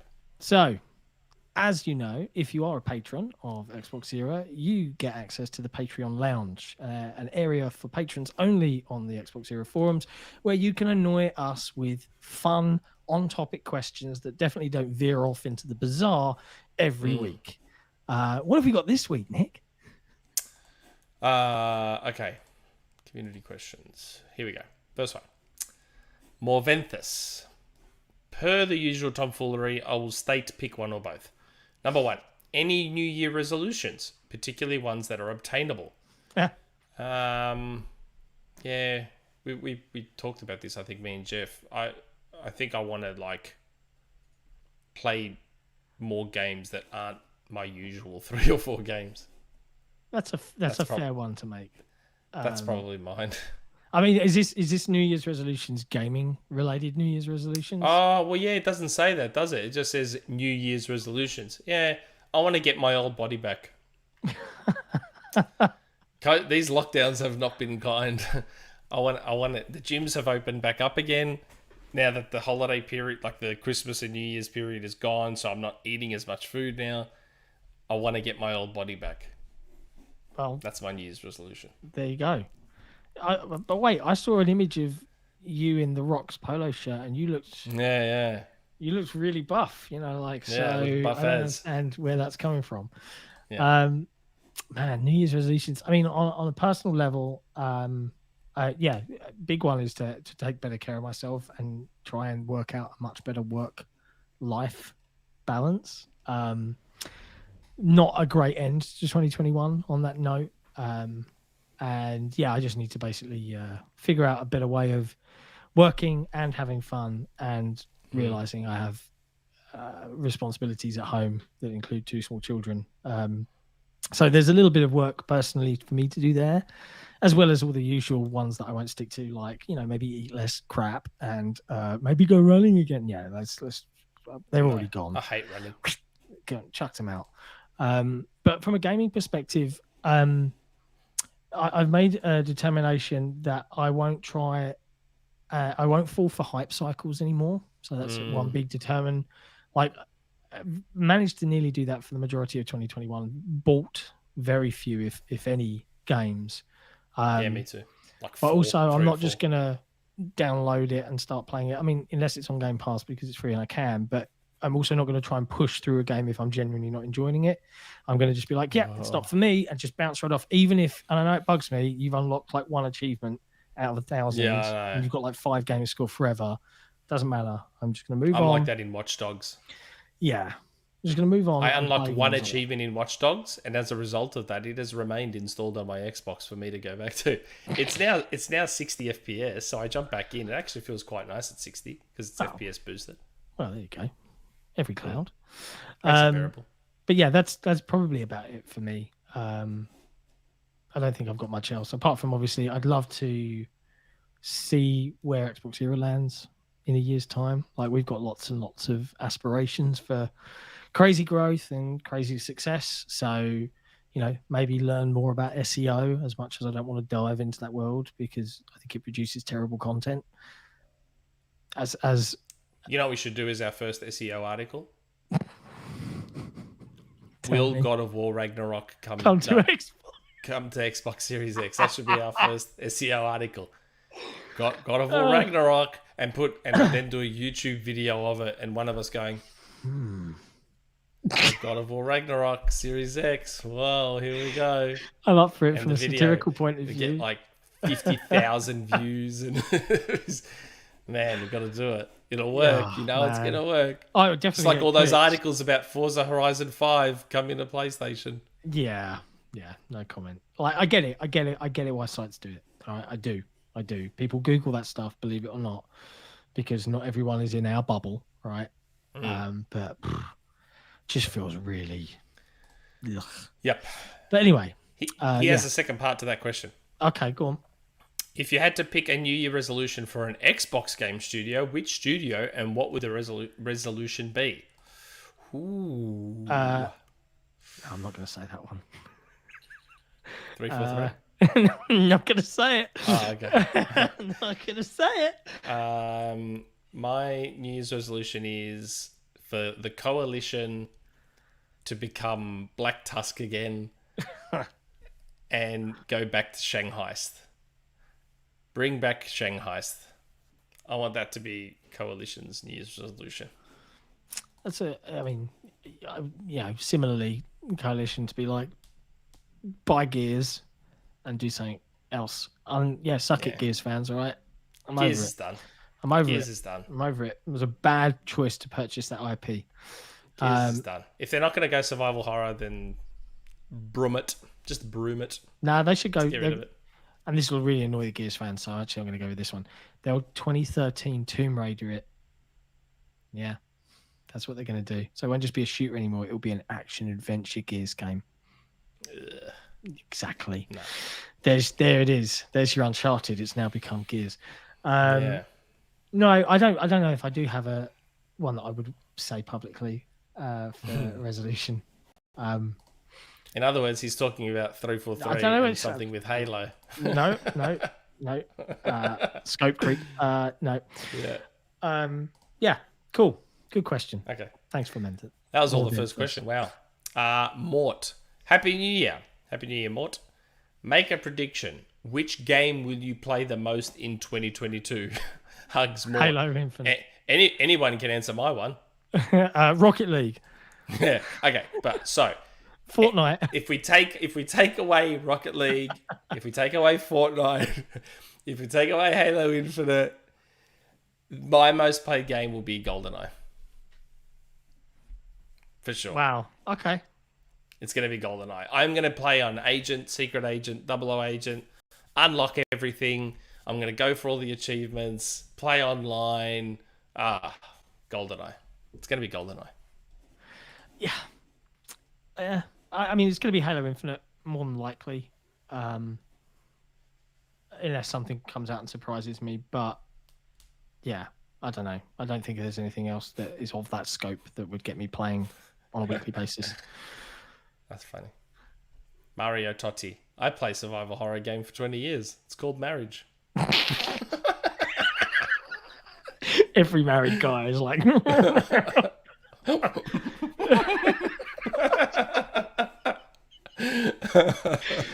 then it's like the Key and Peele sketch where they're like, look over his shoulder. I said, oh dear. God, that's funny. Trav. That's for you, Trav. I'm never going to finish it now, just because you keep bringing it up. Yeah, go on. Next question. What we got? Okay, Cade Forever.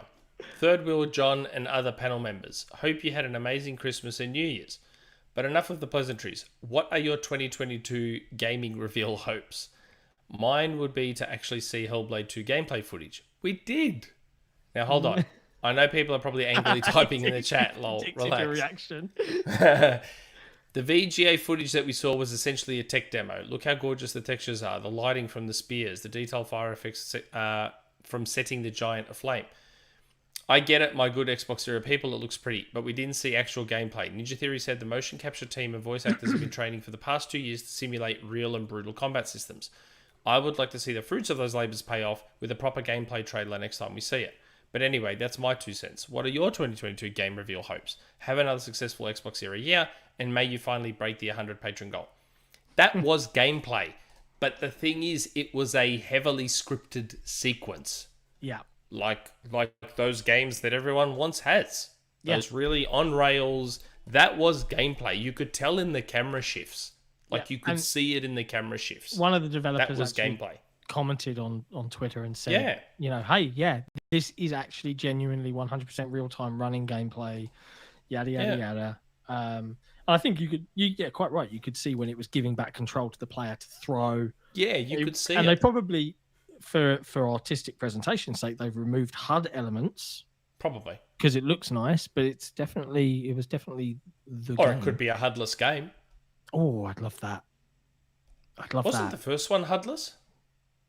Yes. Now you There you mention go. it was. The gunk was HUDless. Didn't affect anything. The HUD was gone, and the game was still more than playable. Hellblade 2 could be completely HUDless. Oh, that would be cool.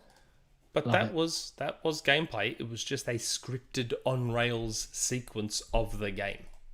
That's all. Now we've had our Predictathon, so gaming review. Yeah, I mean, we did our predictions and all that sort of stuff. So we kind of Please rewind in this podcast for the answers to your questions. Yeah. Creaky legs. Hello, lads. I'm actually early to get my question in. I'm lying in bed ready to be taken to my slumber for the night. It's cold here in the middle of America. minus 20 degrees Celsius. What? Wow. Really? Snowy. It was 39 degrees Celsius here yesterday, and it's 28 today. I am so hot in here We're because the air pretty far conditioning's on away right from now. you. I know, but like, it's It's I need really it, and mild. I don't have my phone to text my wife to say please turn on the air conditioning because it is so hot in here right now. And I need the it's aircon really on. mild in the UK at the moment. It was like 14 degrees today, which is almost... That is freezing. That is winter weather. That is No, winter it's weather. not. That that is is winter weather like in winter. early That's not spring. mild. No. Like our winter temperature range here is like from 12 to 18. Lovely. It never gets any lower or any higher than that. That's it. Man, I need to come over there. I need to just... That's winter. That is my freezing. climate. 12 degrees is freezing. That No, is so cold. 0 degrees is freezing, Nick. No. Technically. That's silly. I'm Not, right. not if you're in America, it's not. Oh, yeah, okay. Yeah, wow. It's so weird. Imperial system is so dumb. We generally have both, to be honest. They both Just show switch up. already, for God's sake. Jesus. I can't. No, it annoys you, so we'll keep it. No. That's Just switch, for God's Probably sake. the reason. And a few states over Nick's husband's homeland is burning. Yeah, there's fires. What's Yeah. with that? That's Like, in Colorado, the middle of isn't it? winter, there's bushfires. I'm like, is. what? because it was unseasonably warm, as Jeff told you last week. So Yeah. Unseasonably warm, like 13 degrees. no, like in the, I guess it'd be mid-20s for you. It was. Oh, wow. Mid-20s. That It is was- warm. It was that is very warm. hot, where it is normally not. Wow. Yeah, mid-20s in winter, that is legitimately hot. Like, I think the warmest temperature I can remember us getting in winter is 20. Like It's I'm in the- Florida, and that's which a is once-off. we're pretty warm all the time, but even we're like a full 20 degrees Fahrenheit, so like roughly 10 Celsius, 8 to 10 Celsius higher than normal. Like it was Yeah. 83 degrees Fahrenheit here the other day. Yeah, and I've normally been it to would be Florida in January, February, Wow. and I That was is surprised that it was actually all right. Like I was mostly t-shirt and light jacket kind of weather. So yeah, You'd like our winters. You'd probably I like our winters. definitely would love your winters. It'd be like my summers, and then I your reckon summers you'd would like be your like winters. being in hell. But they're not that. That's the thing. Our summers dry aren't heat. that hot anymore. Our summers aren't that hot anymore. That's the problem. They're getting colder. It's really annoying.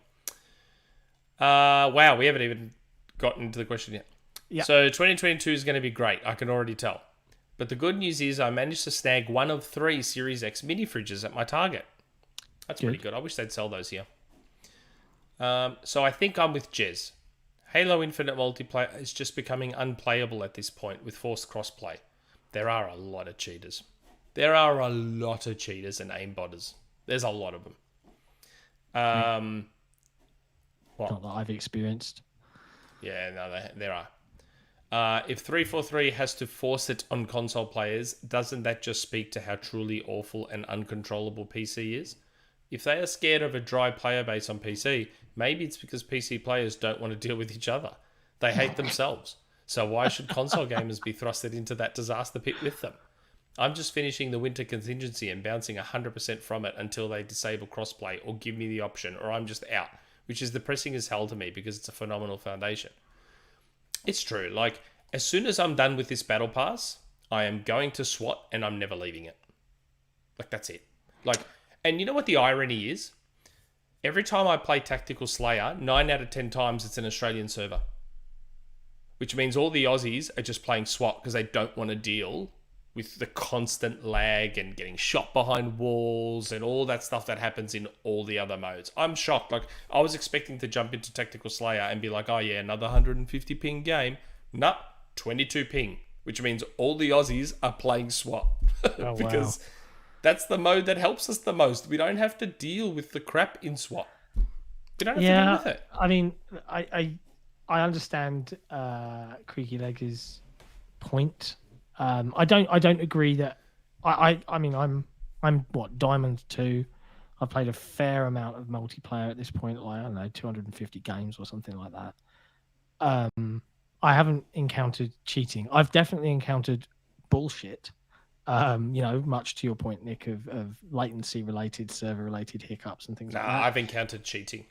But yeah, like do me a stuff favor. that just shouldn't be physically possible. Do me a favor. That even lag can't explain. 9 times out of 10, when I've encountered something and I've screamed out, that's bullshit, and I've enraged, taken a video clip so I could watch it back, so I can say to someone, look at this bullshit. And then I've looked it back and, oh, actually, I did miss that shot. And, oh, actually, that grenade did land right there. And no, I'm not talking about that kind of stuff, though. I'm talking about stuff where someone has, like... I mean, yes, there's the lag stuff. Like, I was playing with 10K, and we were on a server where my ping was 250, and it kept coming up with that red message saying unstable latency, like it was bad. And I was dying in one melee hit. Without being shot, without being anything, one melee punch and I'm dead. So I'm like, that is just the ping. I'm not going to say that's a cheater, that's the ping. There has been stuff that is just not physically possible unless you're cheating. Like stuff where somehow they knew I was there and they had already started shooting me before their brain could even have told, their eyes could have spoken to their brain, which could have then spoken to their fingers, which could have then pressed buttons on the controller. It's just not possible unless you are cheating. I don't know. I've had instances like that where I feel like I'm being shot before line of sight. So like, hang on, why am I taking damage before you've come around the corner? And to me, that is just the reverse of being shot after I've gone behind the corner. On their end, on their server, they can kind of see me for. Like, I'm not saying that. I'm talking about even on Aussie servers, though. Even on Aussie servers where there's ping's not an issue. Yeah, I mean, look, I'm not saying that cheating doesn't exist. I do disagree that they have. I disagree with their stance of forcing crossplay on a console player base. I don't think it's fair, fundamentally. And I hope that they change that. But I don't know how rampant it is outside of very serious problems that they do need to address to do with tick rate and server latency and all of that stuff. I am very hopeful that they have taken a much needed break, because I know getting a game out the door is really fucking hard, especially this one, it seems. I hope they come back on the 4th of Jan or the 3rd of Jan, because I don't think you guys get a bank holiday in the US. So they come back swinging and start getting some patches out, start answering some of these community questions, because this is exactly what happened with Halo 5, and this is what frustrates me, is yes, you've built the solid foundation, but just like Halo 5, Forge is delayed. Just like Halo 5, we're missing game modes that should be there as standard. Just like Halo 5, my fear is that the community that I want to stick around because I love the game won't, because there isn't enough new. And now we are talking about scraping and dragging out a battle pass that half of the community bitched about it. Oh, my progression. And now half are telling me, oh yeah, I'm nearly done. Well, good news. You've got until May before that gets refreshed. So thanks for the whinging. What have we got coming before that? And if the answer is nothing, I think that's a problem. I don't know what 343 can do to change that, because they've got to also balance their team's health and what needs to be developed in order to be ready. And it's a horrible situation to be in, and I don't think their work is done yet. But yes, solid foundation, lots of problems though. BTB has been broken since before Christmas. Yeah. with not a fix in sight. Quick resume breaks the game and you have to restart it. There is a lot of patches that need to come in on this game. It's still a great game, but there's still lots missing. The funny annoys thing me. with the BTB issue is that it broke when they did the new playlist with minimal testing because people were complaining. So they got that new playlists out as fast as they could to make everyone happy, and it broke Big Team Battle, essentially. Yeah, 100%. Didn't affect me. Eat I don't shit, play Nick. Big Team Battle. Didn't affect me. I got my swap. I got my tactical slayer. I'm happy. It's good. Yeah. But we're the still best not we're still not like halfway through this question, by the way. So- Yeah, I know. this question's enormous. We should probably go. Anyways, I'm absolutely stoked for this GoldenEye remaster to come out. I'll play that every day if it has online multiplayer, which it will. I'll be playing it every day too. I believe that when Nintendo announces GoldenEye 64 coming to their service, Xbox will announce the remaster from 360 coming to Xbox. Everybody wins, and we can stop pretending we'll ever make a better FPS than this anymore. But man, what a double-edged sword New Year's Eve was. We lost a golden girl and we gained a golden eye. That's where it came from. There you go, just reminded me. Creaky That's where it Legs, came I can't from. believe you copied Nick like that. Jeez, that's so lame. Editing your question to copy his joke. Ugh. Stay safe and have a fantastic new year. Let me know if you need help getting a Series X mini fridge sometime if they don't show up in your area in the next few months. You stole my joke, you son of a mother. Oh, he edited it. He edited it because I knew I read it somewhere, and now I realize. See, I forget stuff. I read that joke, and because what I usually do is sometimes I'll have a quick scan of the questions to see if I need to grab my robe. Yeah. And the pipe, and then I remember reading that joke, and so then I forgot where I read it, and I said it anyway. Yeah, I stole it. Sorry, Creaky Legs, I stole the joke. Yeah, he did. Hey, how many times have I said on this podcast I'm a horrible person? No one listens to me. I keep saying I'm not a nice person. Stop I believe thinking you. I'm a nice person. I'm Yeah, not. man. I'm not a Don't nice worry, we person. got you. I stole the joke. Okay. Although if stealing jokes is my worst offense, that's not too bad. Yeah, it's not too bad. Plenty of famous comedians steal jokes, and they have really successful careers out of it. Yep. So that's not the worst thing. Okay. Kraken56. Happy New Year's, gentlemen. Starfield is my most anticipated game in 2022. Do you think it will regain some of the prestige and trust in the Bethesda Game Studios team that was lost after the Fallout 76 debacle? Yes, I do. I feel like a lot of people really soured on them after the release. Todd's team helped out, but it was not mainly the team leading the development. It was the Austin team and their first multiplayer game. Thanks, and have a great new year.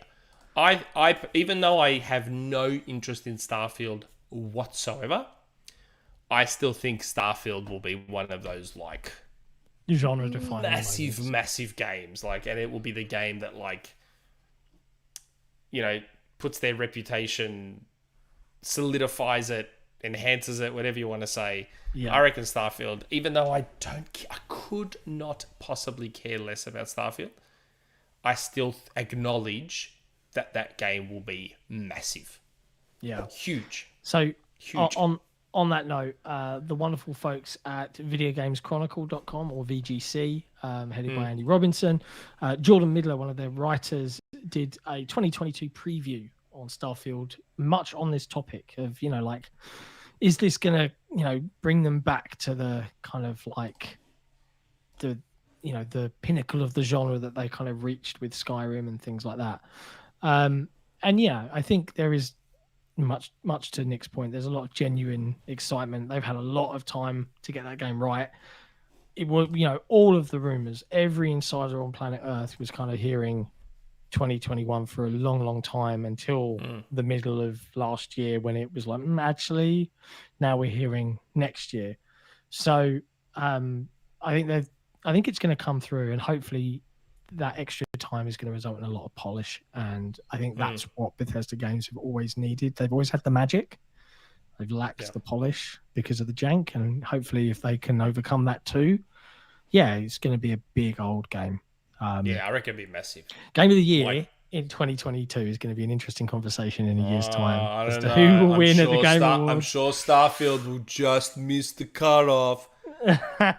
It's coming out right at the cutoff. The main thing is how early will we get review That's copies? right, review codes. We need a that's right. month because the game's going to be huge. And also, Trav makes a brilliant point in chat. Starfield deserves PlayStation 5's 3D audio, and he's correct. Yeah, it deserves it. Just like Hellblade 2 does. Deserves it. God. I reckon Starfield will just be massive. Like one of those games, 90 plus Metacritic. Everyone's talking about it. Huge game, blah, blah, blah. And then it'll be one of those situations where the sequel just like goes off in terms of anticipation and all that sort of stuff. You mean the sequel that we'll get in like 12 years' time? 12 years. Elder Scrolls 6. I reckon it'll Fallout become 5. I reckon Starfield will become like their next big tentpole, probably. Yeah. And again, I say all of this as someone that could not possibly care less. I haven't even played Fallout. I've never played a Fallout game, never played an Elder Scrolls game. This is just me gauging I've tried years of seeing how people react and seeing what they're doing. Your I reckon cutscene skipper in those games are literally mostly cutscenes. conversations. Yeah, they're mostly walking and talking cutscenes. Well, yeah, mixed with even in those games. conversations. Like those games where you can select dialogue and then they start talking, I keep pressing the button to just like make them go, I'll do and then that you get the too. next option. I'll do that next too, option. but And I just only as skip long as through I all can of read. them. As long as I can read it before they finish speaking it, then I'll skip it. But, I've been doing it, like every time I play Horizon Zero Dawn, they have that. They have that Mass Effect style dialogue thing. And I'm just like, push, push, push. And they're just like, drop, next option. Drop. Yep, just give me the one that's the mission. Give me the one that's the mission so I can move on to not being able to go anywhere within an open world. Come on, let's go. Next place. Yes. That's it. That's that question. cool. BRiT, Happy New Year. What were your most memorable moments of 2021? Is that gaming moments though? No, doesn't BRiT's in the specify it. chat. BRiT's in the chat. BRiT should let us know. Is that gaming moments or just He'd say gaming if it was moments? gaming. Yeah. Yeah, he would write gaming. I don't if it's know. Gaming. I was home a lot in 2021. Yeah. I was home a lot in 2021. Any moments. Yeah, I mean, I've mostly finished renovating this house. I got this home office done. I got to see my name in the credits of a Halo game. It was a pretty cool moment. And the other big cool moment was mostly thanks to Jesse's, thank you to Microsoft for giving us all that money for that 10 out of 10 for Halo Infinite. That's a joke, internet. All right, chill out. But Finally got that car I always wanted from Microsoft's Ferrari.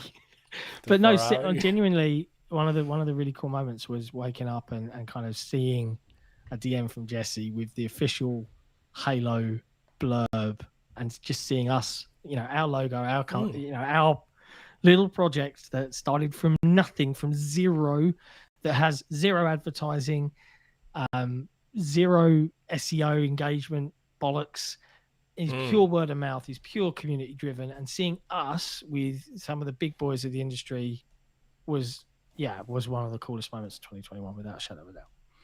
More tens for everybody. No, I'm kidding.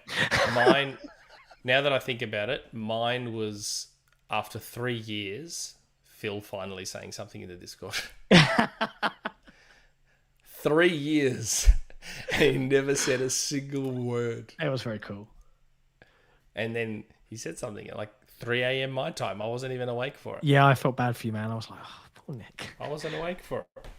Never mind. That's mine. Yes, 3 years it took. Almost to the day. What about you, Jesse? It would have to be seeing my freaking review showing up first in their marketing. Yeah, It was that's very cool. crazy. I've also, I need to find it again. I was in Far Cry's marketing too for that one. So Oh, wow. it's been really weird. I had never written anything. I had never edited a video, never narrated anything ever really before joining this site, and most of it this year. So it's been exponential growth that has been pretty crazy to be a part of. Talk I about thought of trial by another one. fire. I thought of another one. Yeah? I thought it was pretty weird and surreal and cool that I was in an IGN article. Yeah. Yeah. That was pretty cool. Like, it's a site that I've gone to. I mean, not as much anymore, but it's a site that I've been going to forever and a day. It was always like the biggest gaming website, and then I saw myself on there. I thought that was pretty cool. It's crazy, right? I mean, that is, and so I think there's been a lot of really cool stuff. Like, it's been a good year. It's been a good year. Next year, even more. Hopefully. Thanks, BRiT. Okay, DeoGame. That's my I was gonna say that's my New Year's resolution is to do even more somehow this next year. Oh man. Okay, DeoGame. As I'm writing this, we are mere minutes into the new year. Nick has gotten a ton right, including GoldenEye down to the wire. But no Persona, Nintendo, and Ubisoft Game Pass news in calendar year 21. You know what that means, right? I didn't say Persona was this year. The one you should have mentioned was Sekiro. Yeah. Because I was like, few months, and Sekiro never came. Again, I've asked.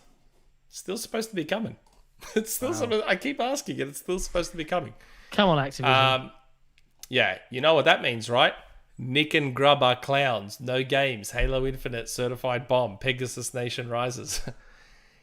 In all seriousness, Happy New Year and wonderful gents. As we all know, and then he's got a Darkwing Duck picture. It's true. Darkwing Duck. Things change.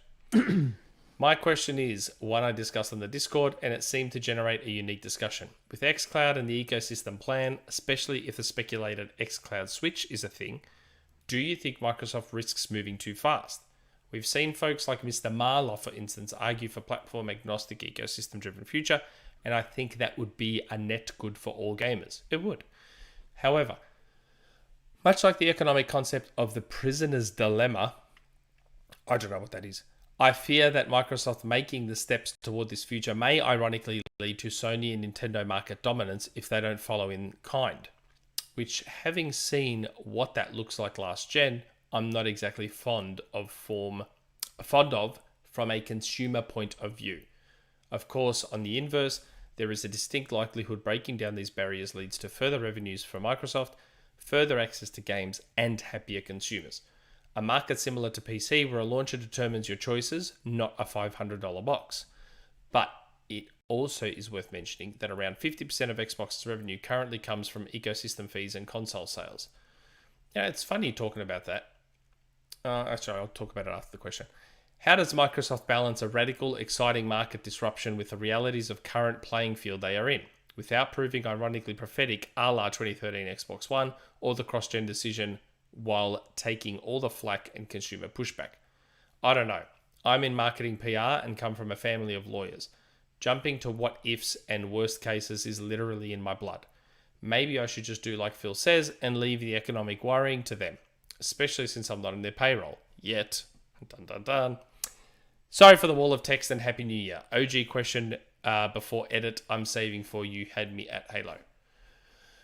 So, do you want to know Prisoner's Dilemma? That's exactly what I was going to say. Yeah, what's Prisoner's Dilemma? Do you want to do it?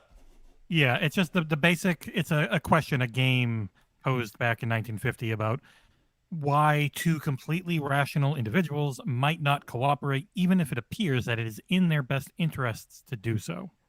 So it's a whole thing about why people don't always do what they should in certain situations. Oh, fair enough. So I think the question ultimately was, how does Microsoft balance a radical, exciting market disruption with the realities of the current playing field they are in, without proving ironically prophetic a la 2013 Xbox One or the cross-gen decision while taking all the flack and consumer pushback? We've talked about this a lot, I feel like, on many episodes of the podcast. Because they're always ahead of they're always ahead of the game in terms of what they want to do, but then they still have to balance the fact that gamers tend to get stuck in the old ways despite being up with technology and stuff, and because they're the big company, they take all the hits. I think the best way that they can push change in a way that won't get too much flack is to, while they're in growth mode for Game Pass, is to add more value to it. Add more value to it for as long as they can. So if you want to push a new initiative that if you were to charge for it or if you were to announce it on its own, it would probably get some form of like, oh, we don't like that. It changes how we consume video games. But if you add it as a value add, much like xCloud has, instead of it being the only way you play, it's a value add. Gradually, people will be like, "Oh, I'll try that because I can," and "Oh, actually, I like that." And that, I think, is what they're realizing. I think that's why they've done xCloud the way they have. They could have very easily. In fact, most companies would have been like, "Oh, yeah, for an extra $4.99 a month, you can stream your video games to da, da, da, da." But they haven't done that. They've just said, "Yeah, it's included in your Game Pass subscription. Have a nice time."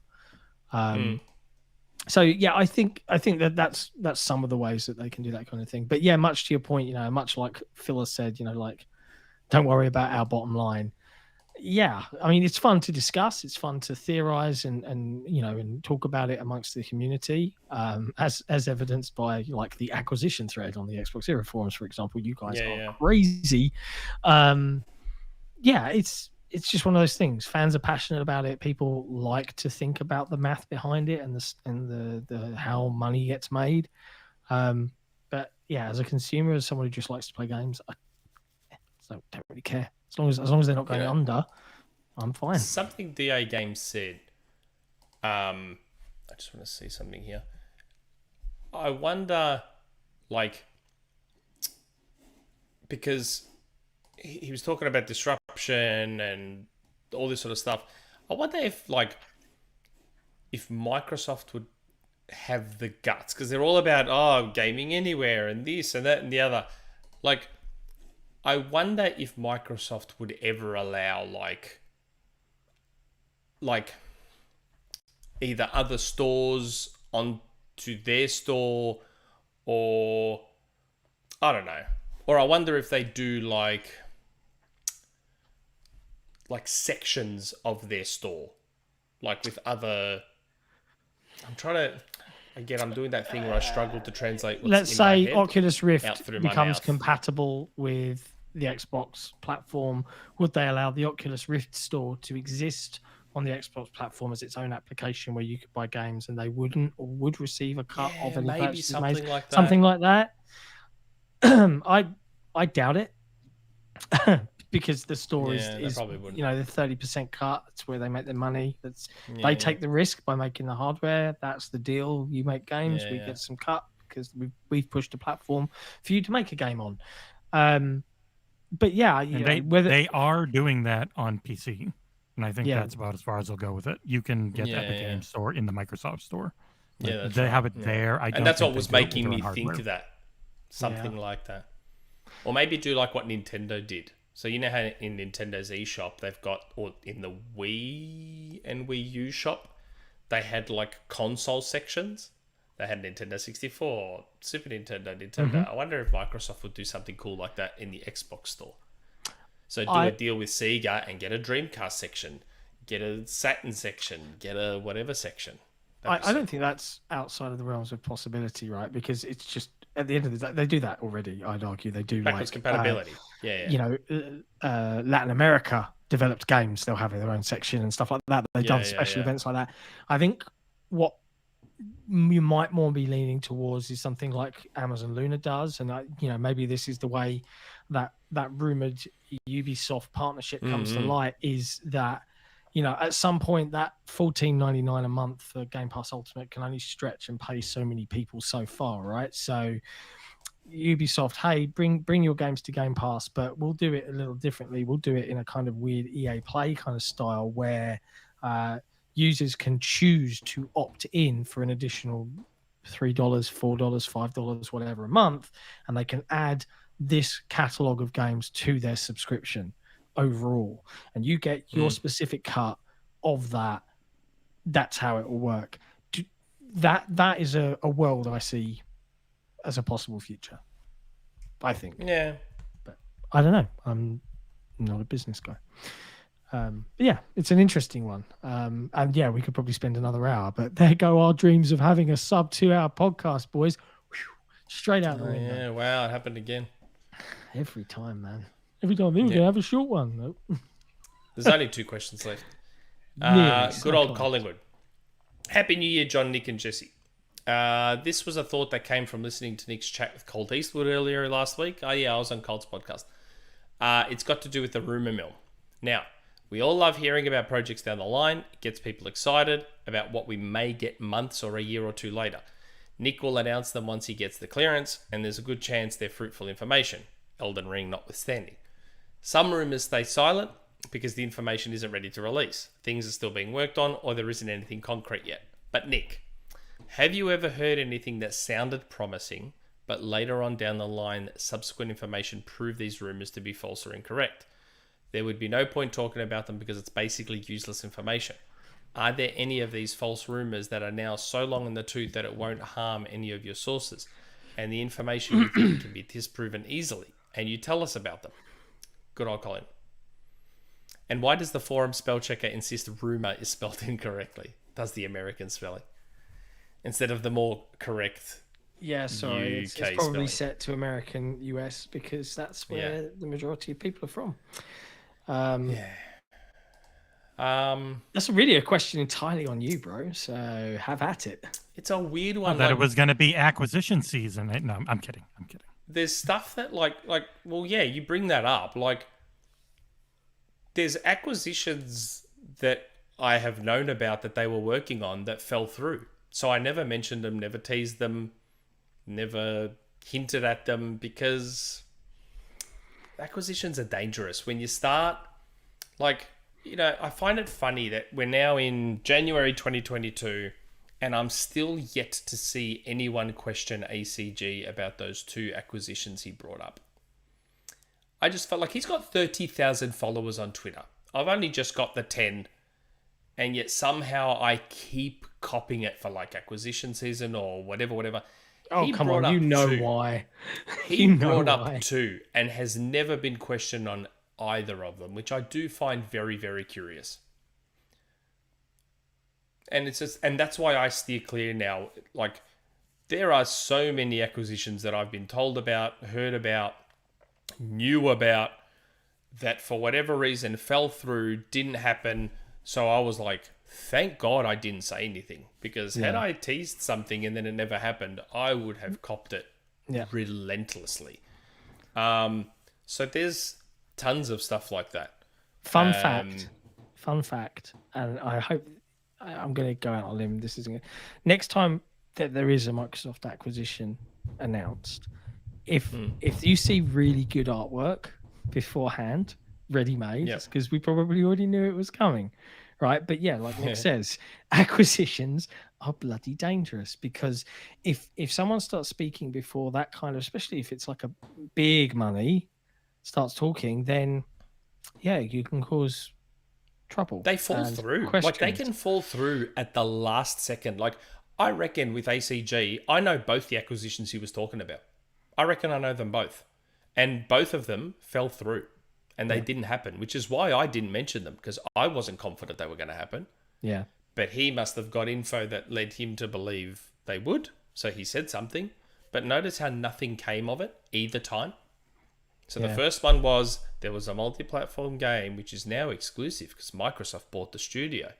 That was back in March or April. We never heard anything about it. And no one has questioned him about it. I know what he was talking about. I got told he was talking about Techland, and he says no. I'm sticking to my guns. I still think he was talking about Techland and Dying Light 2. They're not. He won't admit it, but I still think he was talking about Techland. The second one, there's going to be an acquisition in about a month, and people are going to be talking about, what did he say? People are going to be talking about monopolies and all that sort of stuff. I know the acquisition he's talking about. Didn't happen. I know the one he's talking about, though. It's interesting. And it didn't happen. I think what that's people why really... I say nothing about it. Yeah, until it's dead set. I think what people really need to constantly bear in mind is that these talks, I think Jeff Grubb usually says it best, right? They're happening all the time. All the time. Constantly. The time. Because this is the model now, and this is the model they need to support. And I hate not being able to talk about it. I hate it. I would love to just be like, yeah, they're talking to this publisher, they're talking to this studio, and they're looking. I would love to, but I can't. I can't anymore. Yeah, I can't. Too much trouble will come of it. Too much trouble, and sometimes it can have real world implications outside of this little sphere. Yeah, it can have real world implications. So it's like, No thanks. I'm Like just not when gonna the it's like CEO of Bungie had to put out a statement. Let's not talk about that. That was 2019. That's in the past. Yeah, It's that's 2 years right. ago in my head now. This stuff has real world implications sometimes, and that's why I'd prefer not to mention it. I think the only one that I have mentioned specifically publicly was Gearbox, and 3 days later they got acquired. Yeah. So that's how close and that's how sure I'd prefer it is when it comes to acquisitions. Yeah. But like it's the same with Bully 2. I wish I'd never opened my mouth about Bully 2. And have a look. Look at all these articles that are coming out about Bully 2 lately. It was cancelled. Oh, now it's not cancelled. Oh, now it's cancelled. Now it's not cancelled. See what I mean? Like, and that's why I didn't open my mouth. I got told about Bully 2, and then I got told, no, I think it's cancelled. And then someone else reached out and it's like, no, it's back on again. And like, this is what I mean. This stuff's not always 100%, and people need to just relax. Yeah. Like, 100%. Do you know what I mean? Like, again, even now, we're still not 100% clear what's going on with Bully 2. I think Tom Henderson was like, oh, Bully 2, but then he's like, oh, wait, hold on, maybe the info I got wasn't 100%. Maybe it is cancelled. Like, this is why I wish I hadn't said anything about Bully 2. I'm sitting on 2 years' worth of DMs about Bully 2. And then, stupidly, like an idiot, we read about a game that they cancelled, so I just, in my dumb head, put together 2 and 2 and got 5 and thought it might have been Bully 2 that they were talking about. Yeah. But I wish I hadn't said a thing about Bully 2. Yeah. But yeah. I still don't know where that is.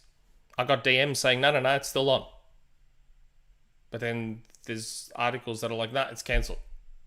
No, it's on. So, I don't know. And so, yeah, to hopefully answer your question, good old Collingwood, there is stuff. Like, there's stuff that I get told and things change, and sometimes there's stuff that I intentionally get told I can say and I still hold off because I'm not sure. Like, my original Bully 2 source was telling me back in 2020, say Bully 2's coming, and I didn't. Yeah. And I didn't. I was like, nah, not going to say it because that's one of those weird ones. And then that same source was like, oh, I think it's been cancelled now. And then I was like, well, lucky I didn't say anything. Like, this isn't an exact science. HK Gaming, I'd love to see Soul Reaver come back. See, I got told about Soul Reaver, and then I got told, ooh, Nix's was doing that. And Nix's is owned by Sony now. Yeah. Fair to say that's probably been cancelled. Yeah. It's, you know.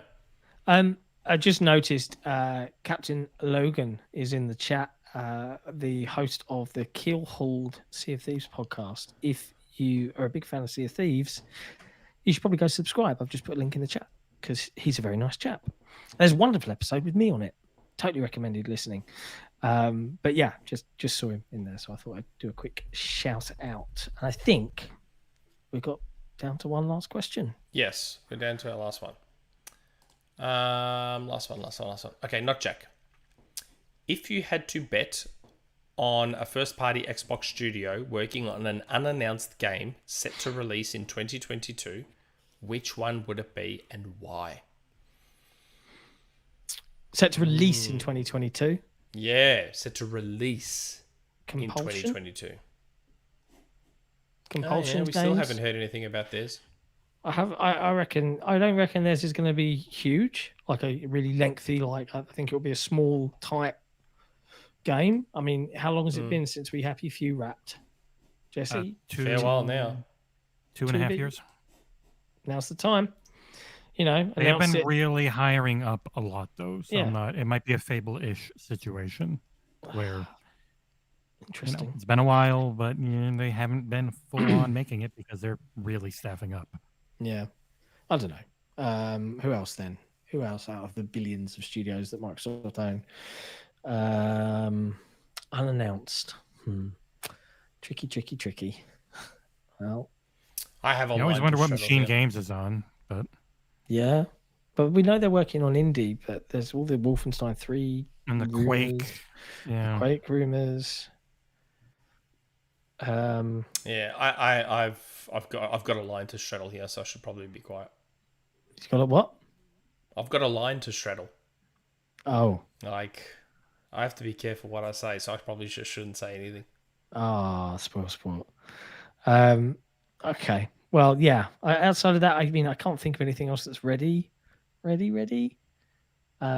guess, oh no, Forza Motorsport is announced. Yeah, Did you say that's what I mean. unannounced? Unannounced. Yeah.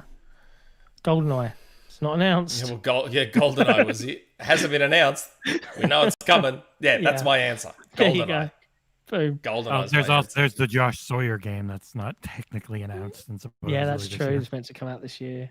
And In Exiles? What about In Exiles? That's nowhere near. No? Nowhere Okay. near. Nah, no chance. They make huge, sprawling RPG type games. Okay. Yeah, Fair enough. I doubt it. My answer is Goldeneye. It's a good answer.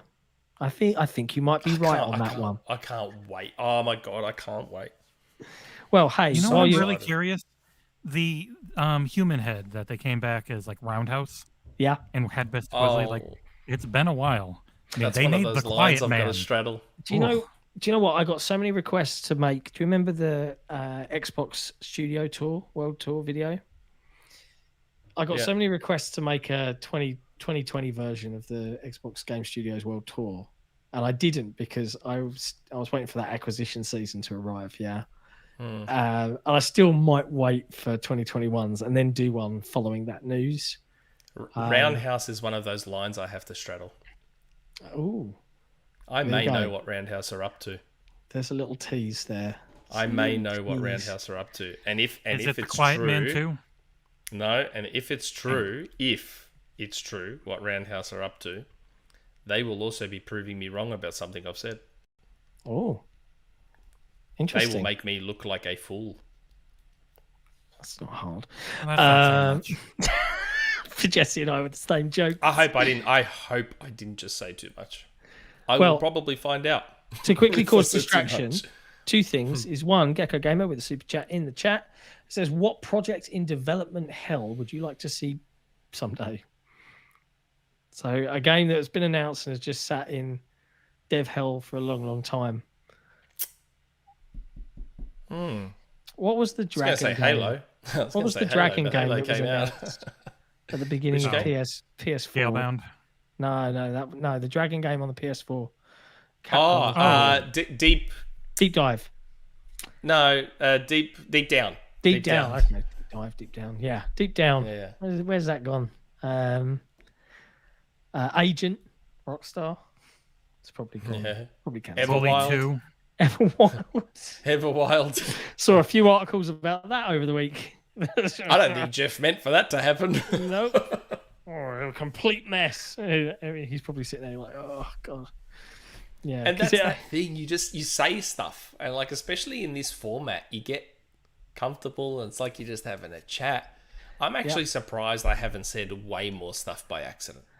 Well, you're very careful, which is wise. Way more stuff by accident. Like even that Roundhouse thing, I'm like, oh, someone will probably figure it out. Starfield, not Starfield, Star Citizen. Wouldn't mind. Yeah, Wouldn't mind Well, that's seeing. not Dev Hell. That's not Dev Hell. Yeah, I was about to say that's For them, it's Dev Heaven, right? We'll just keep on taking money, and we'll just. I want to buy that $40,000 US ship that they're Do selling. you? It's basically an NFT. This one's made me raise my eyebrows. It's not a super chat, but Victor Allenstein in the chat says, "Hey, XboxEra, what's the deal with Thomas Mahler? He's a very nice chap. He smokes a pipe. He's very What's cool. the deal with Thomas Mahler? What's the deal with Thomas Mahler? Thomas, what is your deal, man? What's the deal with Thomas Mahler? We'll get him on He in a couple dared of to weeks. and post ask him. something on a forum that people took the wrong way, and then he had to. He's very try and explain. outspoken. He's a very outspoken, forward-thinking gentleman. But he's a very nice chap. Skull and Bones, Jumpy Lion 73, Skull and Bones. Yeah, that's one. Skull and Bones is one that when I saw it, I was like, and because I love the Sea of Thieves works because pirates are cool, right? And when I saw Skull and Bones, I was like, yeah, and then I was like, oh no, it's you only control your ship and it's only multiplayer and there's no actual piratey swashbuckling. Boo! And I'm hoping that the reason it's in development hell is because Ubisoft are like, yeah, we need to actually make some pirate swashbuckling and stuff. And anecdotally, I went out for a walk on, I want to say Christmas Day, Might have been Christmas Day. It might have been Boxing Day. Went out for a walk. We went down to a place near where I live called Old Lee, which is where a lot of like local fisheries are and seafood stuff. Lots of cool pubs. It's a very nice little town. It's one of the safest places in the UK to live, apparently, Leon. But Old Lee, walking along, and there's a pub called the Old Smack. Or Ye Old Smack, as they say. Yeah, I know. But outside the pub, these guys in hats, and they were singing sea shanties. So the whole pub was just going roll and doing the lines, and then someone would say like one line, and then the whole. It was brilliant. Like it was one of those moments that you just, because sea shanties are kind of cool now thanks to TikTok. But I was really loved Black Flag when you were playing and you were doing the sailing stuff, and you just. Like a radio in GTA, you'd play some sea shanties and you get the ones. Eventually, you'd learn some of the words, and it was just one of those really kind of cool. Like, is this happening? It's like this people were just singing these old school sea shanties. It was really, really awesome. Sorry, random anecdote, but there you go. Yeah. And indeed, everyone in the chat's always like NFTs, Square and NFTs. Like, who cares? NFTs. Who cares? NFTs aren't a real thing. Yeah, like if you stop talking about them, maybe they'll go away. Yeah, And stop talking about it, they'll go away. On the piratey discussions, I can see Captain Logan. I mean, he would know. He is running pirate stuff. Skull and Bones is still in production, but they're reworking it to have a story. I reckon Ubisoft were taken by surprise at the success of Sea of Thieves. And it caused them to pivot, and just totally. Well, I remember when it was to something revealed. else. Because it looked very pretty, and everyone was like, "Oh, suck it up, Sea of Thieves." With your 67 Metacritic. Dead. Sea of Thieves dead. And then all of a sudden, Sea of Thieves took off, and it's like, oh, maybe Skull and Bones dead. Skull and Bones dead. Dear, oh dear. But yeah, that's what happens. There you go. I think that's it. That's the end. 2 hours 21 minutes, or just about 2 hours 10, something like that. There was nothing to talk about. How did we go for 2 hours and 20 minutes? There's nothing to talk about. The community are wonderful and very chatty, and we're chatty. And Gecko Gamer Gamer is Super just keeping us on. You find yourself in the underworld. What game are you forced to play? Hades. So in hell? Hades. Yeah, no, but hell wouldn't let you play a game that you like or enjoy. It would have to be a game I don't like. Absolutely despise. Hell. Something story driven with a lot of cutscenes. Well, I was going to say, for you guys, it's a game that features a cast of friends, and you have to kill them in the game, and when you do it, it kills them in real life. So you're removing friends from the real world. No, that sounds horrible. It would be FIFA with a lot of 22. Really? Any FIFA game. I'd just be like... No, you want the FIFA at FIFA's the beginning good. of a generation, like FIFA 13, when they're complete nothing. FIFA's good. I don't want to give them that much money for the same game every year anymore. Balan enjoy Underworld. FIFA. Is it Balan Underworld? Wonderworld? Balan Wonderland. There you go, that one. Yeah. Read some good things about it. It's Balan Wonderworld. It's Wonderworld, but it should be Wonderland because it flows better.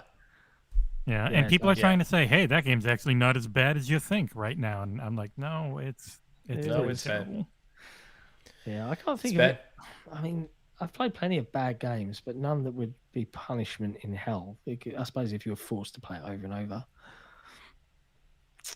Maybe for you, Nick, Metal Gear Solid 4 or 5 with all of the hour and 20-minute cutscenes. Yeah, you can't or skip Death the Stranding 2.5-hour cutscene. that you can't skip. You just have to anything watch. with like a lot of unskippable cutscenes would be my hell. Metroid Dread. But I know the one for you, John. Go on. You have to play Sea of Thieves: A Pirate Life on loop. It's all you can play for the rest of eternity. No, just the one level with the song, that one section with the song.